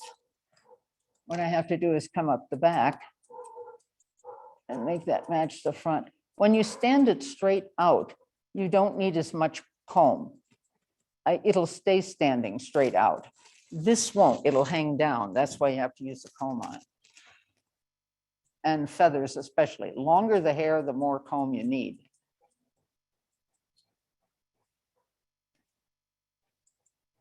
Also, it helps to have a non-newfie colored background behind the dog. Then you can see your shape. And I'm going to stand in front of me. I'm going to move this head up and down so I can see the roundness of the skull as I move back and kind of measure it along itself. Yeah, okay. I do want it combed up and forward. In his case, I want it even more up than forward. Stop. These scissors must have a high squeak to them that they can hear and I can't. I can't hear much of anything anyway, but no, it bothers when I use them on the ears. Oh, take the eyebrows off, not the eyelashes or even the whiskers. You can leave those or take them off as you see fit. But the eyebrows will curl and go into the dog's eye. They have no nerve endings in their eyeballs and they will get eye ulcers and not feel it in there. You ever see some of those little losses and stuff that have eyelashes? Oh, God, you got to cut those. And the owners all want them long like that. But these are the eyebrows. They're the little hairs that come out here. And I just cut them even with the thing, as long as they don't have to be cut out, just so long as they don't hang into the eyes. That's a. Pardon? He doesn't have any eyelashes or eyebrows. Did he? Yeah, he has eyelashes. Oh, Not long ones, like some cockers will grow them like this. mine has really long ones. So do you hold those? You can cut them, yes. Okay. If they, I've had some grow lashes down here too, which becomes distracting. Take your little fine pair of scissors. The ones that don't make any marks. And very carefully, while you have somebody hold so they can't yank on you, come underneath there. Eyebrows. You just put them between. Well, no, I just they stand out. I just have to have them even with the hair that's I'm cutting on top. I don't need them cut to, like, if you cut whiskers, you take them right to the skin. Oh, okay. Yeah, with the eyebrows, all I need is short so they don't hang in the eyes. Oh, okay. Yeah. Are there dogs with no eyelashes? No. They all grow like one or two little things out, at least Newfies do. I don't know about a Sholo I'm not an expert in those, but. Oh, well, I can show them to you, but you have to look very carefully. You have to have a bright light on and you'll see this one little or two little things. They only have like 2 or 3 of them, but they are a stiffer hair, like a whisker, and they will produce, yeah, but those don't go in the eyes. Those will produce eye ulcers. And you don't want to mess with those. Losses get them a lot. Okay, and now if we've had, I don't want to do that. It's good not to leave your scissors on the table. Many noofs will kick them on the floor. So now, another problem are ears. Ears, you need a comb. And your salvation on the comb is going to be, you're going to keep it between the ear and the scissor. So you can hold the ear flat against the head. They can't twitch it, and then you can cut. And as long as the comb is between you and the dog, you can't cut the dog. So first thing I do is I put my hand on it. I feel the edge of the fur. You may not be able to feel it with the scissor. Most scissors you can feel where you're cutting hair or skin, but I've had some pairs that don't, and then throw those out instantly. I want to take this right to the skin. Yes. These are, well, first of all, ear's a smaller thing, so I need a smaller pair of scissors. The other thing is I don't want any marks, and these don't leave marks. Now, if you blunt this, the ear looks thicker. The thicker the leather, the better it is. So I'm going to go all the way around the edge. His ears were looking rather pointed.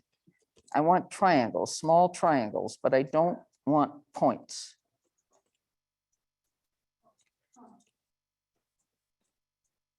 If you have a lot of hair that grows in here, chop it off. It doesn't have to be smooth, but it keeps the air out of the ear canal, and you want to make sure to always clean your dog's ears. I use 50% rubbing alcohol, 50% white vinegar. The two together, don't do that if the dog's ears are sore, but just for regular cleaning, cheap, fast, and does the job. Also, if you arrive at a show and you don't have any, you forgot to pack the fluff stuff, go to the grocery store and buy a bottle of Listerine. It works. It still works after all these years. You dilute it, just enough Listerine, cover the bottom of the bottle, the rest water, spray it into the coat. They'll look good.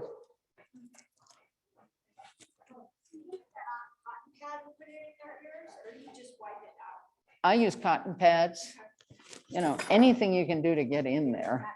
A Newfie ear, if you hold it up, you can practically get your whole fist in there. They're quite large. And so you get down in there and root, because if you don't, and any water stays in there, you know, you're gonna end up with ear fungus, and then it becomes chronic and ugh.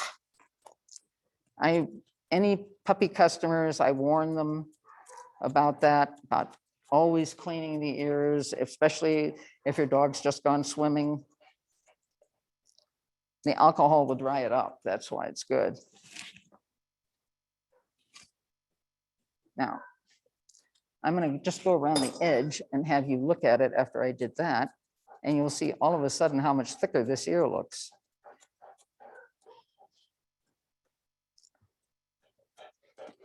Be very careful you do not cut the skin.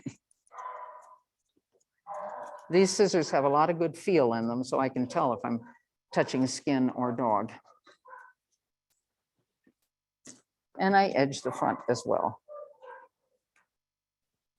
because you have this weird little flap of stuff that sticks up here. You cut all the way to the head. Pardon? As you come around the ear, you know, it's got that little flap, so Yeah. you go all the way to the head. Oh, yeah. Okay. Oh, no, you mean here? Yeah, Yeah. at the top there. Yes, I trimmed the sides. It's a sensitive little space right there. Right, yours. Yeah. is that little flap. Well, you see this little thing? It's going to stick up as a tuft. So you're going to take that off. Take that off right No little horns. You don't want them to know their true personality. there. Okay, I wasn't sure. Good if trade. you have that in to let everybody know what he's like, or you. Pardon? No, No, I just get rid of it. You want this smooth. When you're finished fluffing and everything, you should have as close to a round ball as you can get. It won't be quite there, but the closer the better. No sharp points, no, you know, it should look like your teddy bear. It should be a sweet, loving, soft. You want to just pick it up and give it a big kiss. This is not a Rottweiler. Although sometimes I've seen a few look like Cujo, but mostly they don't. And as now, when you start up the side, I'm only going to cut maybe a third of the way up and leave the rest. Maybe. I have to blend it in when I stand the head up and I stand the hair out, and I have to blend it all in together. And that's kind of tricky. So you actually finish your last groom after you fluffed them, and you touch up the ears a little bit. See, I've got a lump right here. These ears are shorter than I would make them.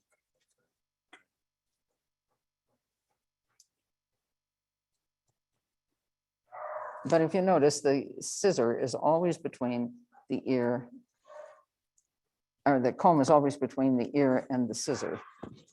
And some dogs, okay, now it depends on your ear set. I used to call them Midwest dog and East Coast dog. East Coast dogs' ears hang down. Midwest dogs go forward. So when they hang, it hangs back like this, and you get a real small connection up here, and it looks weird. So you have to add a little extra piece of hair back here. You just leave it on the neck to make it look like ear on the Midwest dogs. If they have a correct ear set, you don't have to do that. Stop. Stop. Maybe. Stop. And they always shake their heads and move around when you're cutting their ears. This one doesn't sound as bad as the other one, but I want a nice triangle shape. I want it smooth, and I want it to look thick. They should have good leather on the ear.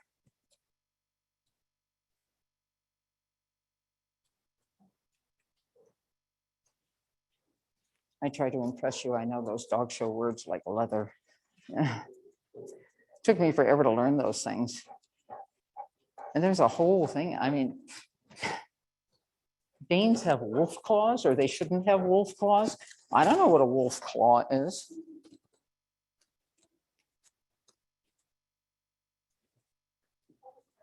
You read these standards, you don't understand them. What? How do you get around the ears so they don't get those horrible knots when they get?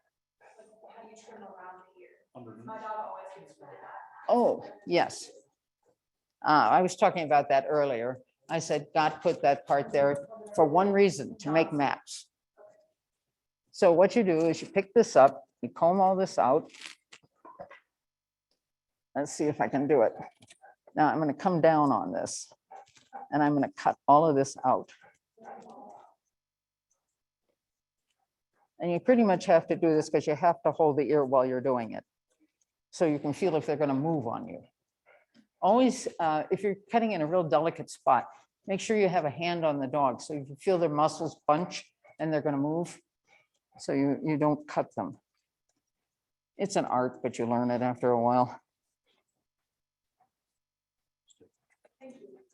And then you just come down the side like this. Getting as much out of there as you can. But when you comb it out, you still want to see a round ball. I don't want to make it take all the hair off under there. But I want to leave this stuff in front on the cheeks a little bit.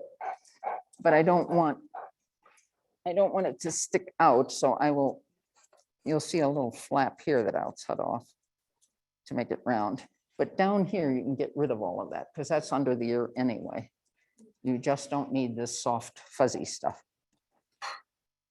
And as I said, if they've got too much hair inside, yeah, I trim that out too. Gives more air to the ear. Don't get as much ear fungus. Nice, clean ears, A+.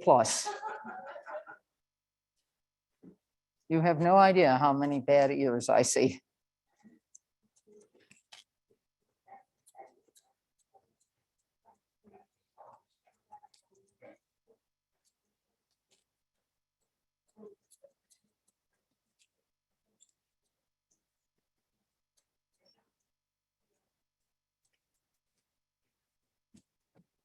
And if you're finishing the dog and you see little marks, take this little scissor and go over your marks and get rid of them.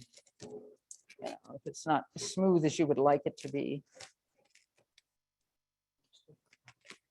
Yeah, I wish there were a little more I could cut off of him that I could show you, but he pretty much has. Yeah, well now to do that, we have to take off the collar. Okay. Can he sit or will he do that? No, he'd sit, yeah. Okay, have him sit. He'll sit and we'll take a collar off. You cannot groom this with a collar on. You will regret it. I don't have this, I don't know. Trick is. Stay. No, we're not done. Stay. No, you're not gonna go somewhere. Stay there. No. See, I'm seeing this and don't. I'm seeing something I missed. You just have to keep looking at it from all different angles.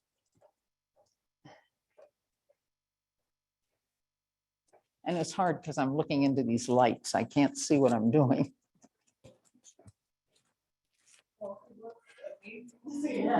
And you looked good before. Well, it's not a lot. No. It all comes down to that last eighth of an inch. It's not taking huge hunks of hair off a dog.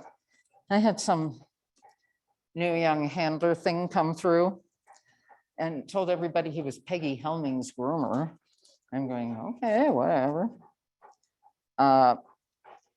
He groomed, oh, guarantee, no scissor marks. He went at him with a coat king. I had caverns in this dog like this deep. And I had finished one that he messed up. And then I had to go out and rescue Pouch Cove.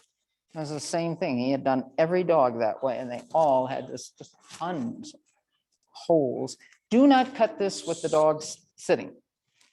Any chest you do has to be with the dog standing. It lays totally different when he sits. But under the neck, it's easier to do it if I'm sitting. And I'm only taking that collar area. And what I'm going to do is come down here and take out anything that. Good point, Steve. You want to take this dewlap pretty short. Mostly they just drool on it anyway. Stop, stop. I'm looking right into that light. I can't see a thing.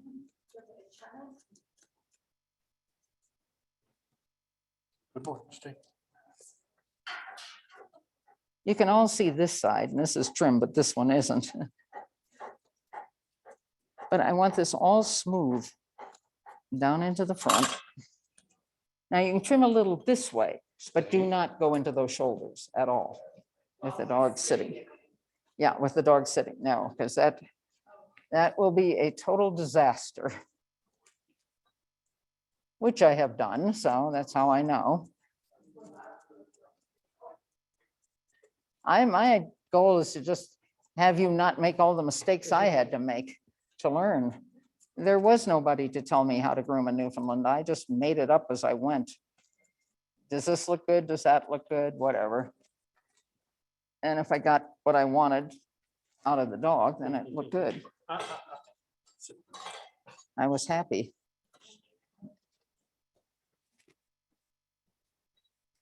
But the amazing thing to me is when I actually tried to grow blue hair from one Newfoundland to another and realized there are no two Newfoundland coats alike.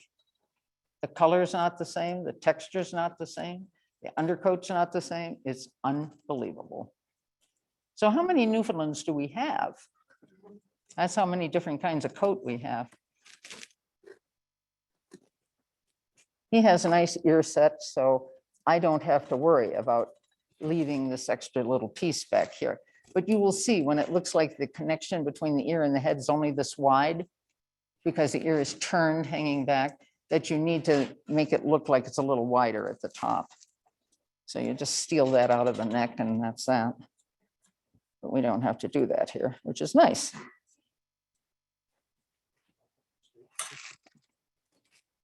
But you must separate your ear and your neck. It kind of all just smushes together. Stop. I groomed that side, but not this side. I will finish your dog before the national. I just can't see to trim this side, and I don't want to Understood. cut on your dog when I can't see. Never cut what you can't see. Never, never, never. Every time I've done it, I've regretted it.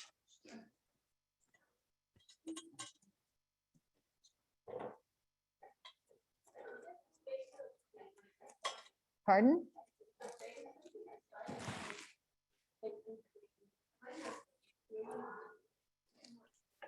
Okay, yeah, you have to, some of those dogs have too much cheek hair and it looks really weird. Makes their head look too wide and not deep enough. So you just round that out, round it back. Yeah, you don't make it flat, but just kind of round it. It goes into that ball. I said, comb it straight out. Yeah, and then cut it like this. There will be like a cheek flap that sticks out. You want to get rid of that and just smooth it. Yeah. And cut a little bit, stand back and look at it, and cut a little more till you know you have the right amount on your dog. You can always take more. It's harder to take less. So the first time, take your time and yes, sometimes we trim in here. It just depends on the dog and what he grows there.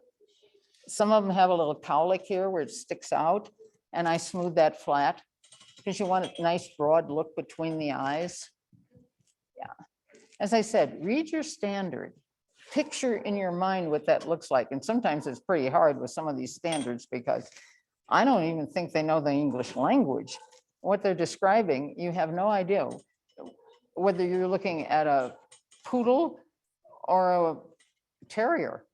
I mean, it's so nebulous. It doesn't say anything, which is sad. So people who write standards should be very careful to learn the English language and to learn what they're really saying. I think they did that one time. They took a bunch of standards and had people who knew nothing about dogs read the standards and then draw what they thought the dog looked like. Nobody could recognize any of them.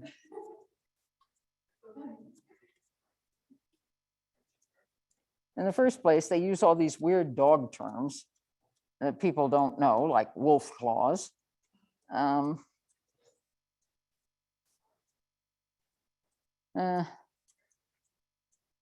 never had a great desire to do a lot with Danes anyway, so I'm not going to worry about it at this point. But do make sure to get this flat under the ear, and you take it down the side of the neck, and you start all the way up under the ear. That gives you a longer looking neck, which you want.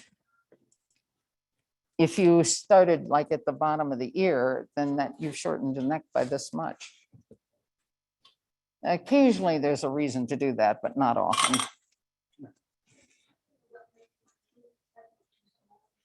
the small things. It's not big. As I said, you're not taking massive amounts of hair off. You're just removing the ones that don't look right. You're smoothing it out. You're making a shape so you can see the shape. Hopefully it's a pleasant one. And I'm going to have to do the other side of this dog when I can see it. I just can't do it now. Otherwise, this dog is never going to make the national.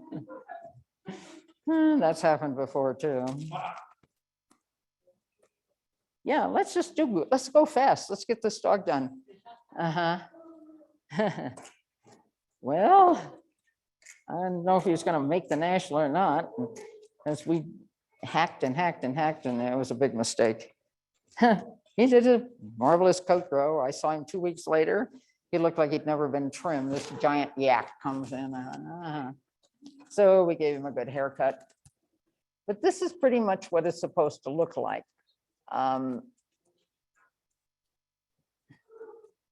As I said, you want to take them off the table. You want to look down on them. You want to look up one side like this. You want to look up this side, make sure they match. From the front, you look back. Now, tail, that's another thing. We do not do a lot of trimming on the tail, except for the fact if they have a really gay tail and you get a big pooch up here. Coat king only. Never touch from here to here with a scissor. Tansy on the coat, it's okay to coat. Yeah, coat king is okay on this. You could use this if you want to, but do not use a scissor because there's too many guard hairs and it looks all wrong. You know, I could take this. He doesn't have a tail boof here, but some of them have this just real big poof. And I'm leaving a little more hair here these days so we can make it look a little more square when we fluff him up. And if you're going to trim the tail, now that's something I use this on. And the big blue comb, because it's a big bushy tail. And all we're going to do is just take the wispy ends. And I only cut basically 3 sides of it. I comb it down. I'm going to take the wisps off here. Making sure you get all the way to the end here and you leave a few strings. I've done that too. It looks a little weird in the ring. Come out this side so you can see it. Now.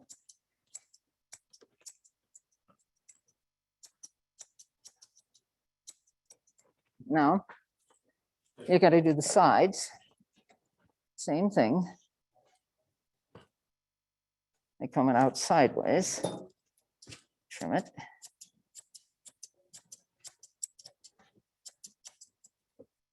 I loved it when a handler blunted the end of my tail, my dog's tail, like a golden. And he told me I didn't know how to groom a Newfoundland. I was new in Florida. We do not blunt Newfoundland tails. They are working dogs, not sporting dogs. And many of them don't have a long enough tail anyway, so you certainly wouldn't want to blunt it. This is the side. I'm just taking off some of the wisps. I don't even take all of them off. But now the tail looks a little more solid and it matches the rest of the body. It's a little more pleasing. And if you have to, now we'll get into the stuff of what you have to do to change things. If your dog's a little too long, knife rake, where did that, oh, here it is. I'm used to having a light colored table at home. It's hard to find things on a dark colored table. You come in on either side of the rump like this, and you make your rump start in further, taking this down, flattening your pants against the dog. I don't trim them, but I thin them because I want them to lay down. The only ones I trim are the ones that are spade bitch that's hanging all over the place. It's just too much, yeah. And we try to do that. Another way to shorten your dog is you take this down further.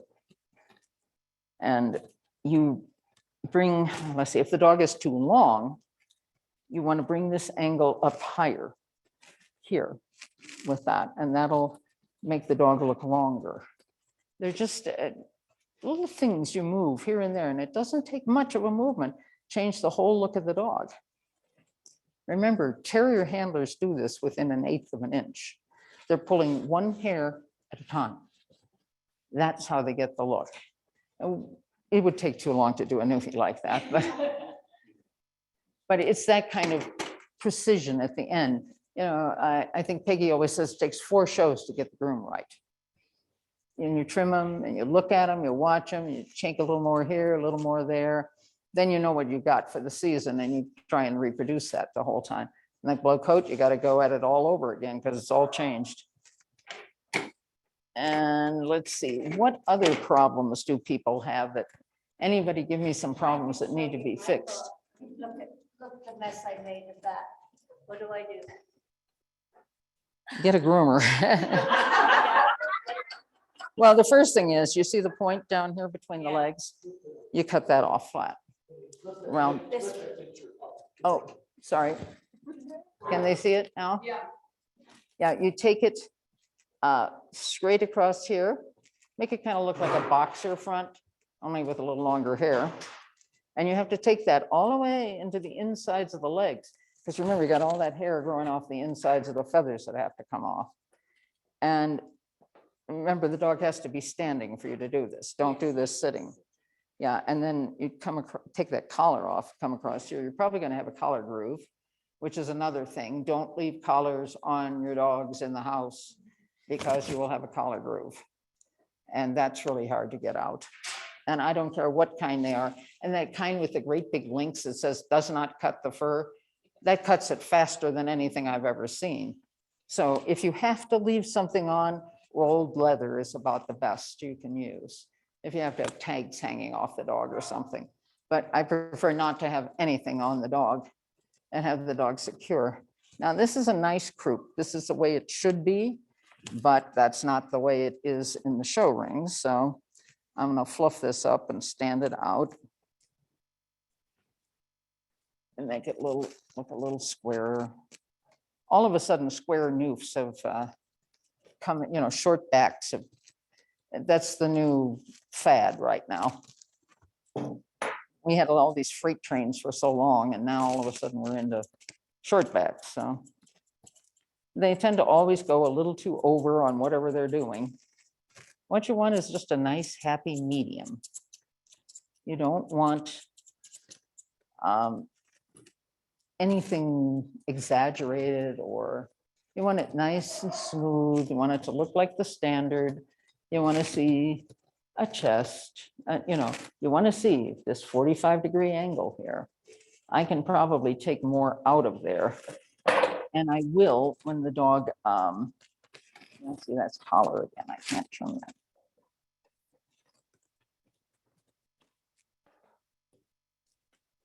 I'll probably take that mat breaker in here and take a lot more out of here.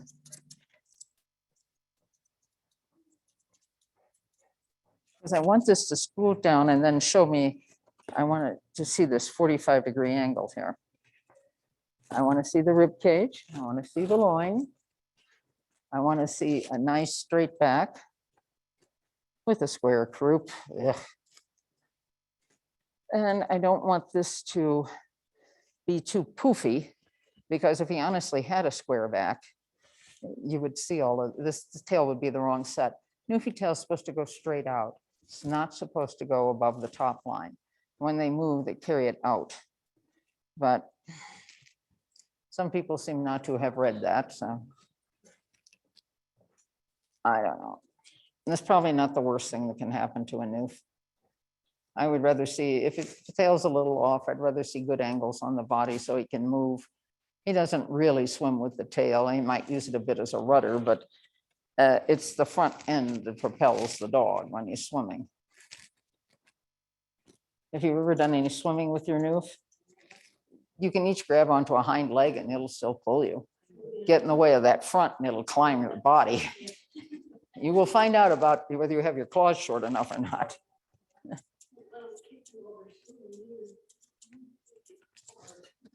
Yeah, it's gonna be rough. So anyway, this is what he's kind of supposed to look like in the ring after this, and then I would fluff him, for which I have to use, unfortunately, a blow dryer. And what I use right now is Panagenics conditioner, just a little bit, maybe this much on the bottom of the bottle, just water. Shake it all up. Same thing with Isle Lift. I keep them in separate bottles. And then I'm going to, can we turn this on low? Yeah, that's just the way I want it. I don't need that head on it. And like we did when we combed out the noof, I'm going to spray it, the important thing, at the skin. You don't care about the ends of the hair. You want to get it wet to the skin. That's what's going to hold it out. Okay. There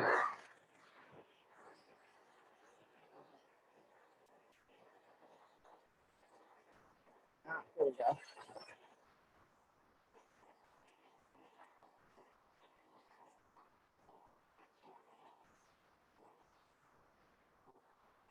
Sorry, Sadie.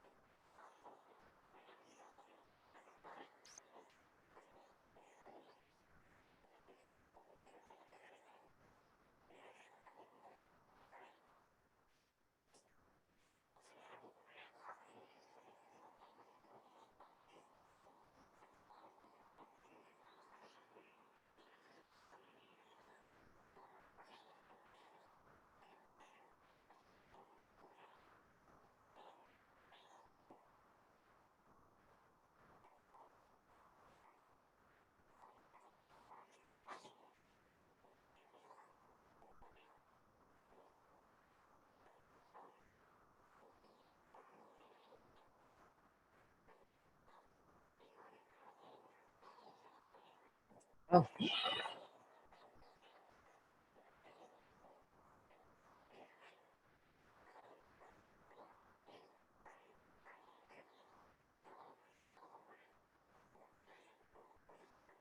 At the National, I don't do it with these. I have one of those macro misters. It's so much easier if you're doing a ton of them.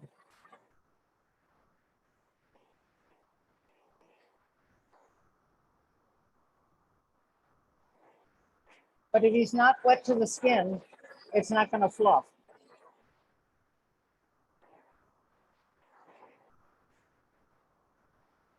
But see how I've got this right in front of the blower separating it, and it's allowing me to wet the skin.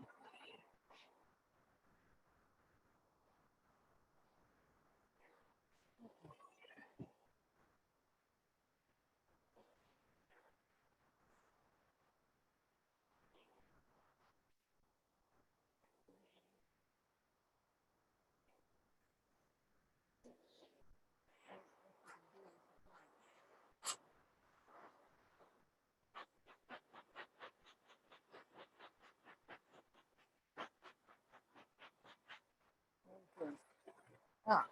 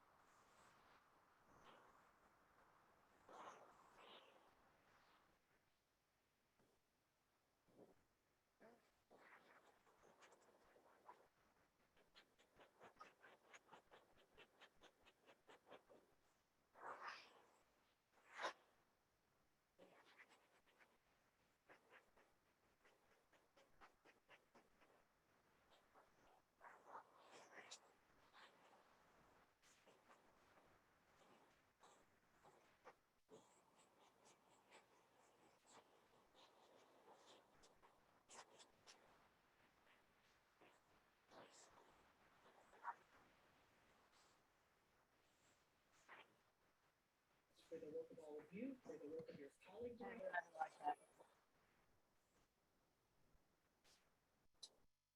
Okay, that's your basic fluff for the body.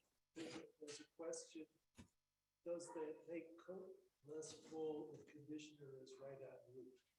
Huh? Does that make coat less full if conditioner is right on the root? Less full of That conditioner? makes it more full. Oh, it makes it more full. Yeah, the more you put it on the roots of the hair, the more it makes the coat stand out. If you get it on the ends of the hair, it just weights it down. If it's not wet at the skin, it'll just lay there. It does just the opposite of what you want. I have to show you a few tricks with the legs. What's the difference, the Isle of Dogs stuff and the conditioner? What do they do differently? Okay, Isle of Dogs fluffs at first when it's wet. It doesn't do well after it dries out in the ring. You know, if you got a long class at the National, which isn't going to happen this year because there aren't that many entries. But if you're going to be in the ring for an hour, that's going to all dry up if you're in the sunshine. So the conditioner fluffs as it dries. So where the Isle lift leaves off, the conditioner takes over. And it keeps them poofed for a long time. Neither of them have any feel or smell or anything to them. That's the one thing I insisted with Eric. His products have no scent at all, nothing. You want to put perfume on your dog, the judge is going to go, oh yes, you used Listerine and you used, yeah, I mean, that's all it takes. I still haven't finished that neck because collar, but we're going to put stuff in the head. We're going to stand all that out. He's not going to like it because he doesn't like his head done.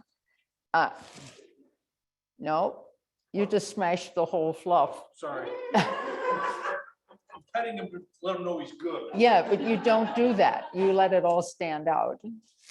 And then, oops, what is this all about with the front leg? Are you getting leg cramps? Huh? Is that your problem? Sometimes they do if they stand a long time. Maybe we should let him down a little bit. Yeah, let him off the table. He stood a long time. You have to train standing as well as you train muscles for moving. Like Christina Hurd takes her dog 6 miles every day. Rain, shine, sleet, snow, whatever is out there, they go 6 miles. And she teaches them to stand for an hour without moving a muscle. They build those muscles up. Just give him a minute. He just needs a little, the poor thing, you just can't expect them to go through all of this stuff. I'm used to this. I've done this for years, but they haven't. What I'm going to do on the front of the legs is I am going to brush them up with a soft slicker. I'll have to show you that one. I didn't get that one out yet. You wonder why this bag weighs so much. If I can find it.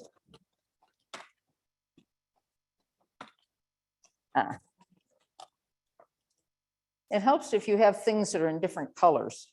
Now, like if I'm going to brush out maps and go into it, I start with this, which is a very hard slicker. And I never tear out or cut out mats. I hold them and just keep brushing over the outside and keep working until I've brushed out the whole mat. It takes time, but you can do it and you won't cut the hair. This is a super soft slicker. It almost feels like a hairbrush. You can feel it, it's very soft. Okay. If you want to feel that. There's a big difference between the two. So I'm going to take this up the short hairs on the front of the leg. Remember, I dried them standing up against the grain. And then I'm going to hit hairspray on it. And then while the hairspray is wet, I'm going to comb it again and just let it sit and harden.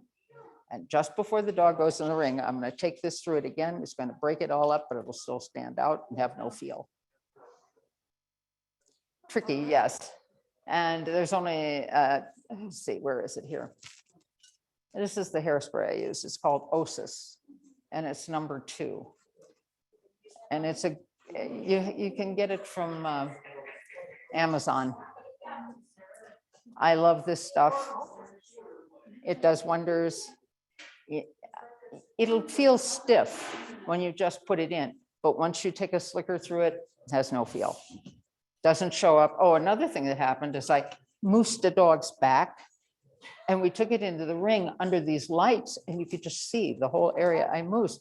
It reflected differently on the light. So be careful that your moose doesn't reflect light. I mean, all sorts of weird things have happened over the years. Then you just learn by disaster after disaster, you know? Yeah. I use, this doesn't react. It's called Cebu Shanghai. And it's a good mousse if you have to bring up the middle of your back or any other place that you have to change where the hair is going. I use this a lot. I mostly spot use that. I don't put it on the whole dog unless we have total disaster and I'm trying to make something out of totally nothing. When you use the illumination, Shannon, did you dilute it? No. None of those Well, it depends. If I have trouble getting it into the coat, I'll dilute it to make it go into the coat. The what? The hairspray? Oh. Osis #2. I think they have 1, 2, 3, 4. Maybe they stopped making 3. I liked that too. It was a little lighter. But 2 is a really good hold. I use it on my hair and Newfies think it's delicious. I will tell you that. Pardon? No, the conditioner goes in straight. It's a foam. And you put it into a wet coat. Wait, what? I can't, I'm hearing everybody. When I'm what? Yes, it's very dilute. I put like 1/4 of an inch into the bottom of the bottle and the rest is filled with water. Use a lot of water because you want to smear the product around evenly. You don't want spots. And it works really well and water helps fluff up a newfie too. That's good. What's the other product that you said?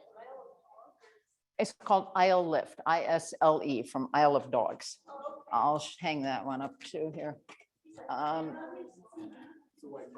Lift, where do I have it?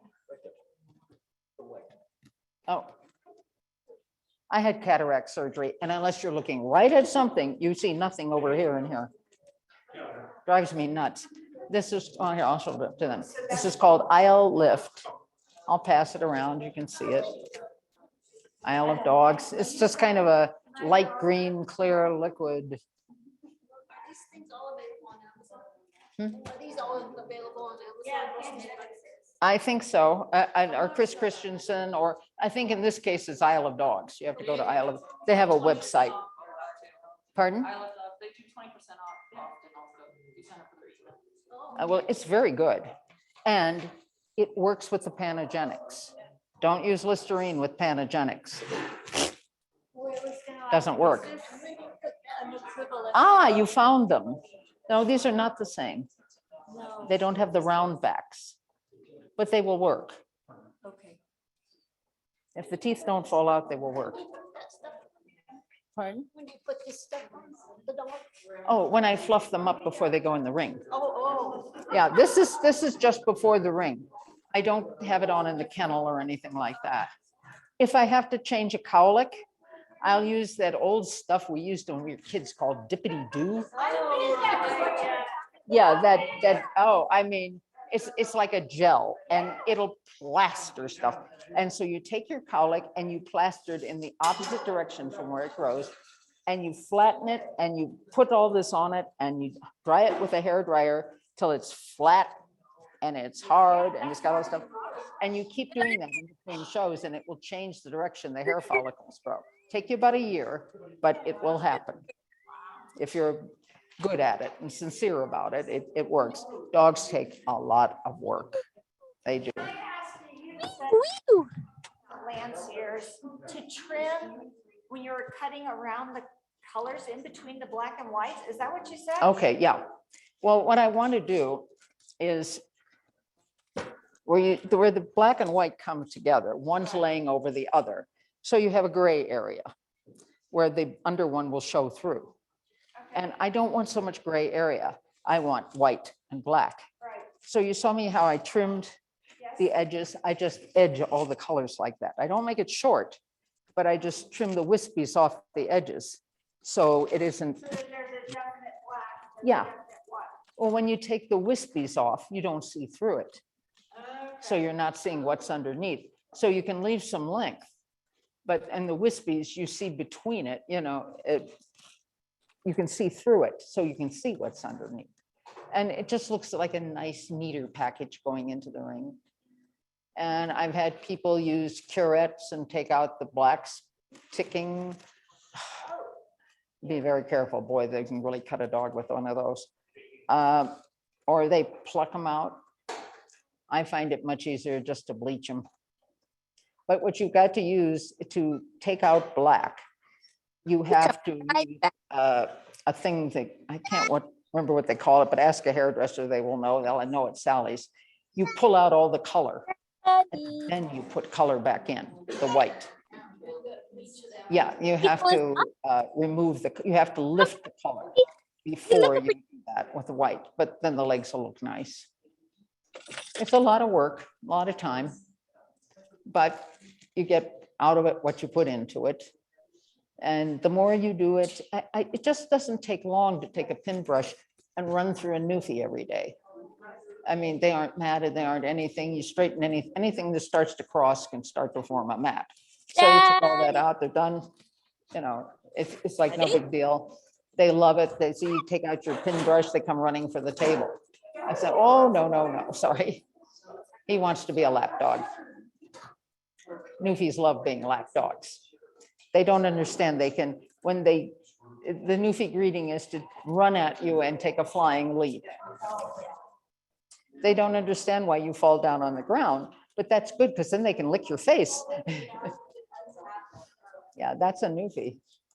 So they have to learn not to do that when they're puppies because they don't realize they're going to be bigger than you are. Yeah.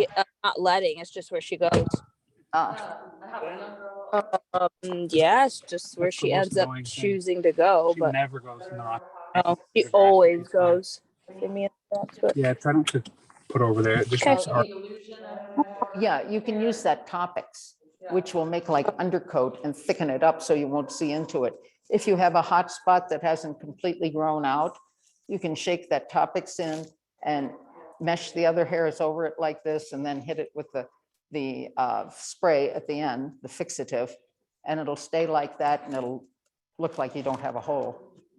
It is really good when you have to build up a coat. And it doesn't have any feel or anything to it. You think it would, you think that black stuff would come out all over your hands, but using the fixative, it doesn't, has no feel. It's especially good on Landseers to make the white fluff up to match the black of to the black. And the Landseers, if you're dyeing one of them, they are a more blue-black than the blacks are. The blacks are more of a warm black. So I don't like to use blue-black on them because it looks a little phony. You use it on the Landseers, but not on you use a warm black on them. As I said, I like Beigen. It works very well. And you just mix it with water so it doesn't do as much damage to the coat, but it does add texture and evens your color out when they're bronzing in the springtime. Yes, you had a cutting. I cut puppy fuzz. I put them on, as soon as they can stand up, I start them on the table.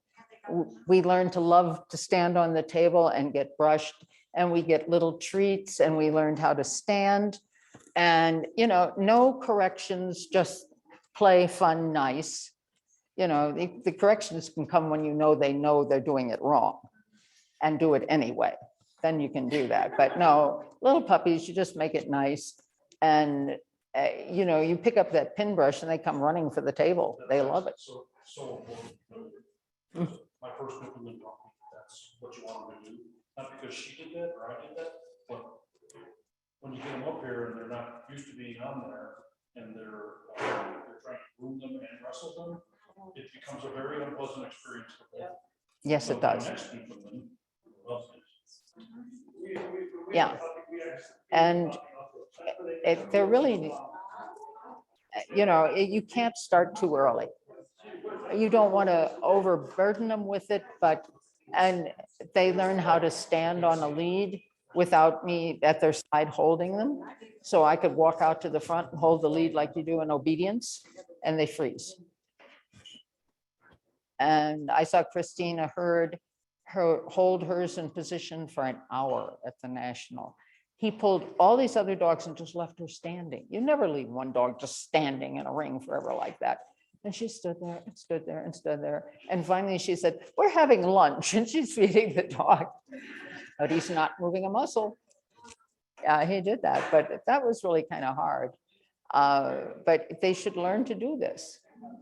And when you have well-behaved dogs like that, the dog she had up before this one, what was his name? I can't remember. Yeah. Oh, what was his? I can't remember it. Yeah. Oh, he was. He was the original bad boy. He had best in shows in 5 different countries. He was a gorgeous noof. But if he could do something naughty, you had to have 2 of them holding him at the ring. The minute you turned your head away, he's on the bitch next to him. A mounter. He's not in season. He doesn't care. He's just being a bad boy. Anything he could do to make chaos. And then they said they retired him, and they were going to give him to their daughter with her 2 little kids. And I said, "You're going to turn that loose in a house?" I give him 2 minutes, the whole place is trashed. He took one look at those 2 kids and turned into a noof. He went everywhere with them. They slept on him. He slept in bed with them. That's all he wanted. Time and attention. You know, he was no longer a bad boy. Boy, if we'd known that years earlier, we'd have saved ourselves a lot of grief. But he would do anything in the ring to get attention. That's why he was such a good show dog. You couldn't take your eyes off of him. He could move, he was a little small, but that didn't matter. He looked as big as all outdoors. You know, he was something else again. Those don't come along every day. I have a question. Sure. So I have a Lancier and she's almost 8, and it seems like the older she has gotten, the thicker her undercoat is, and it's so hard to get out. So the mat breaker, is that what The you're mat saying? breaker is good for the undercoat, yes. I have a hard time just line combing and getting it out. It's Yeah. just Well, that's so what you do. Just lay her down on the table because she's old now. And this isn't, you know, you just kind of start at the middle of the belly and work up the sides. And I roll them over. After she's tired, you can get her, but I just have a hard time getting it Yeah. out. Well, see, that's easy. Then they fall asleep on the table. I had one fall off the back of the table. She was just, she just got up and went, Yeah, but or do it on the floor anyway. That when you have time, just get the hard parts. You know, the thick neck, the pants, the parts that met. Pardon?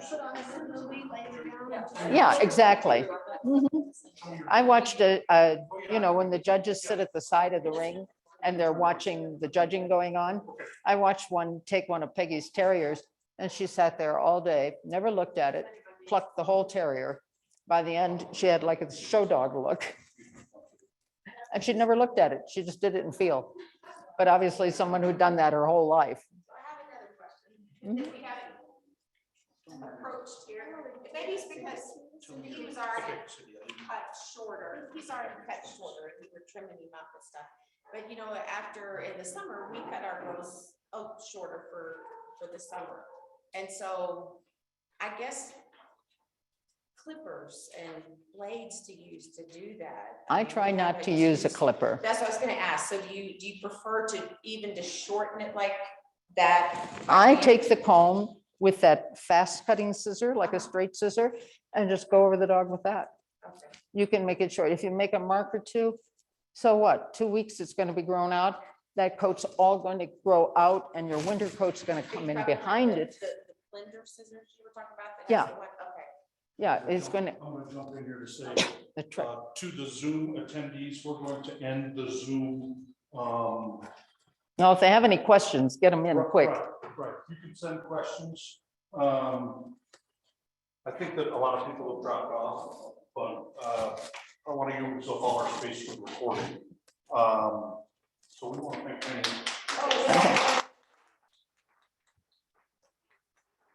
Navy too. And we want to thank Navy too. Yeah. Oh, Navy did really well. I very It appreciate was, it. Most it was patient. amazing. No, he's better than most. Yes. Absolutely. So we're gonna end the Zoom. You guys can continue to ask questions. Yeah, I will Thank you, answer Zoom anything folks. you have if I can. This elbow area is like torture to me for caregivers. You know. Oh, you're getting calluses?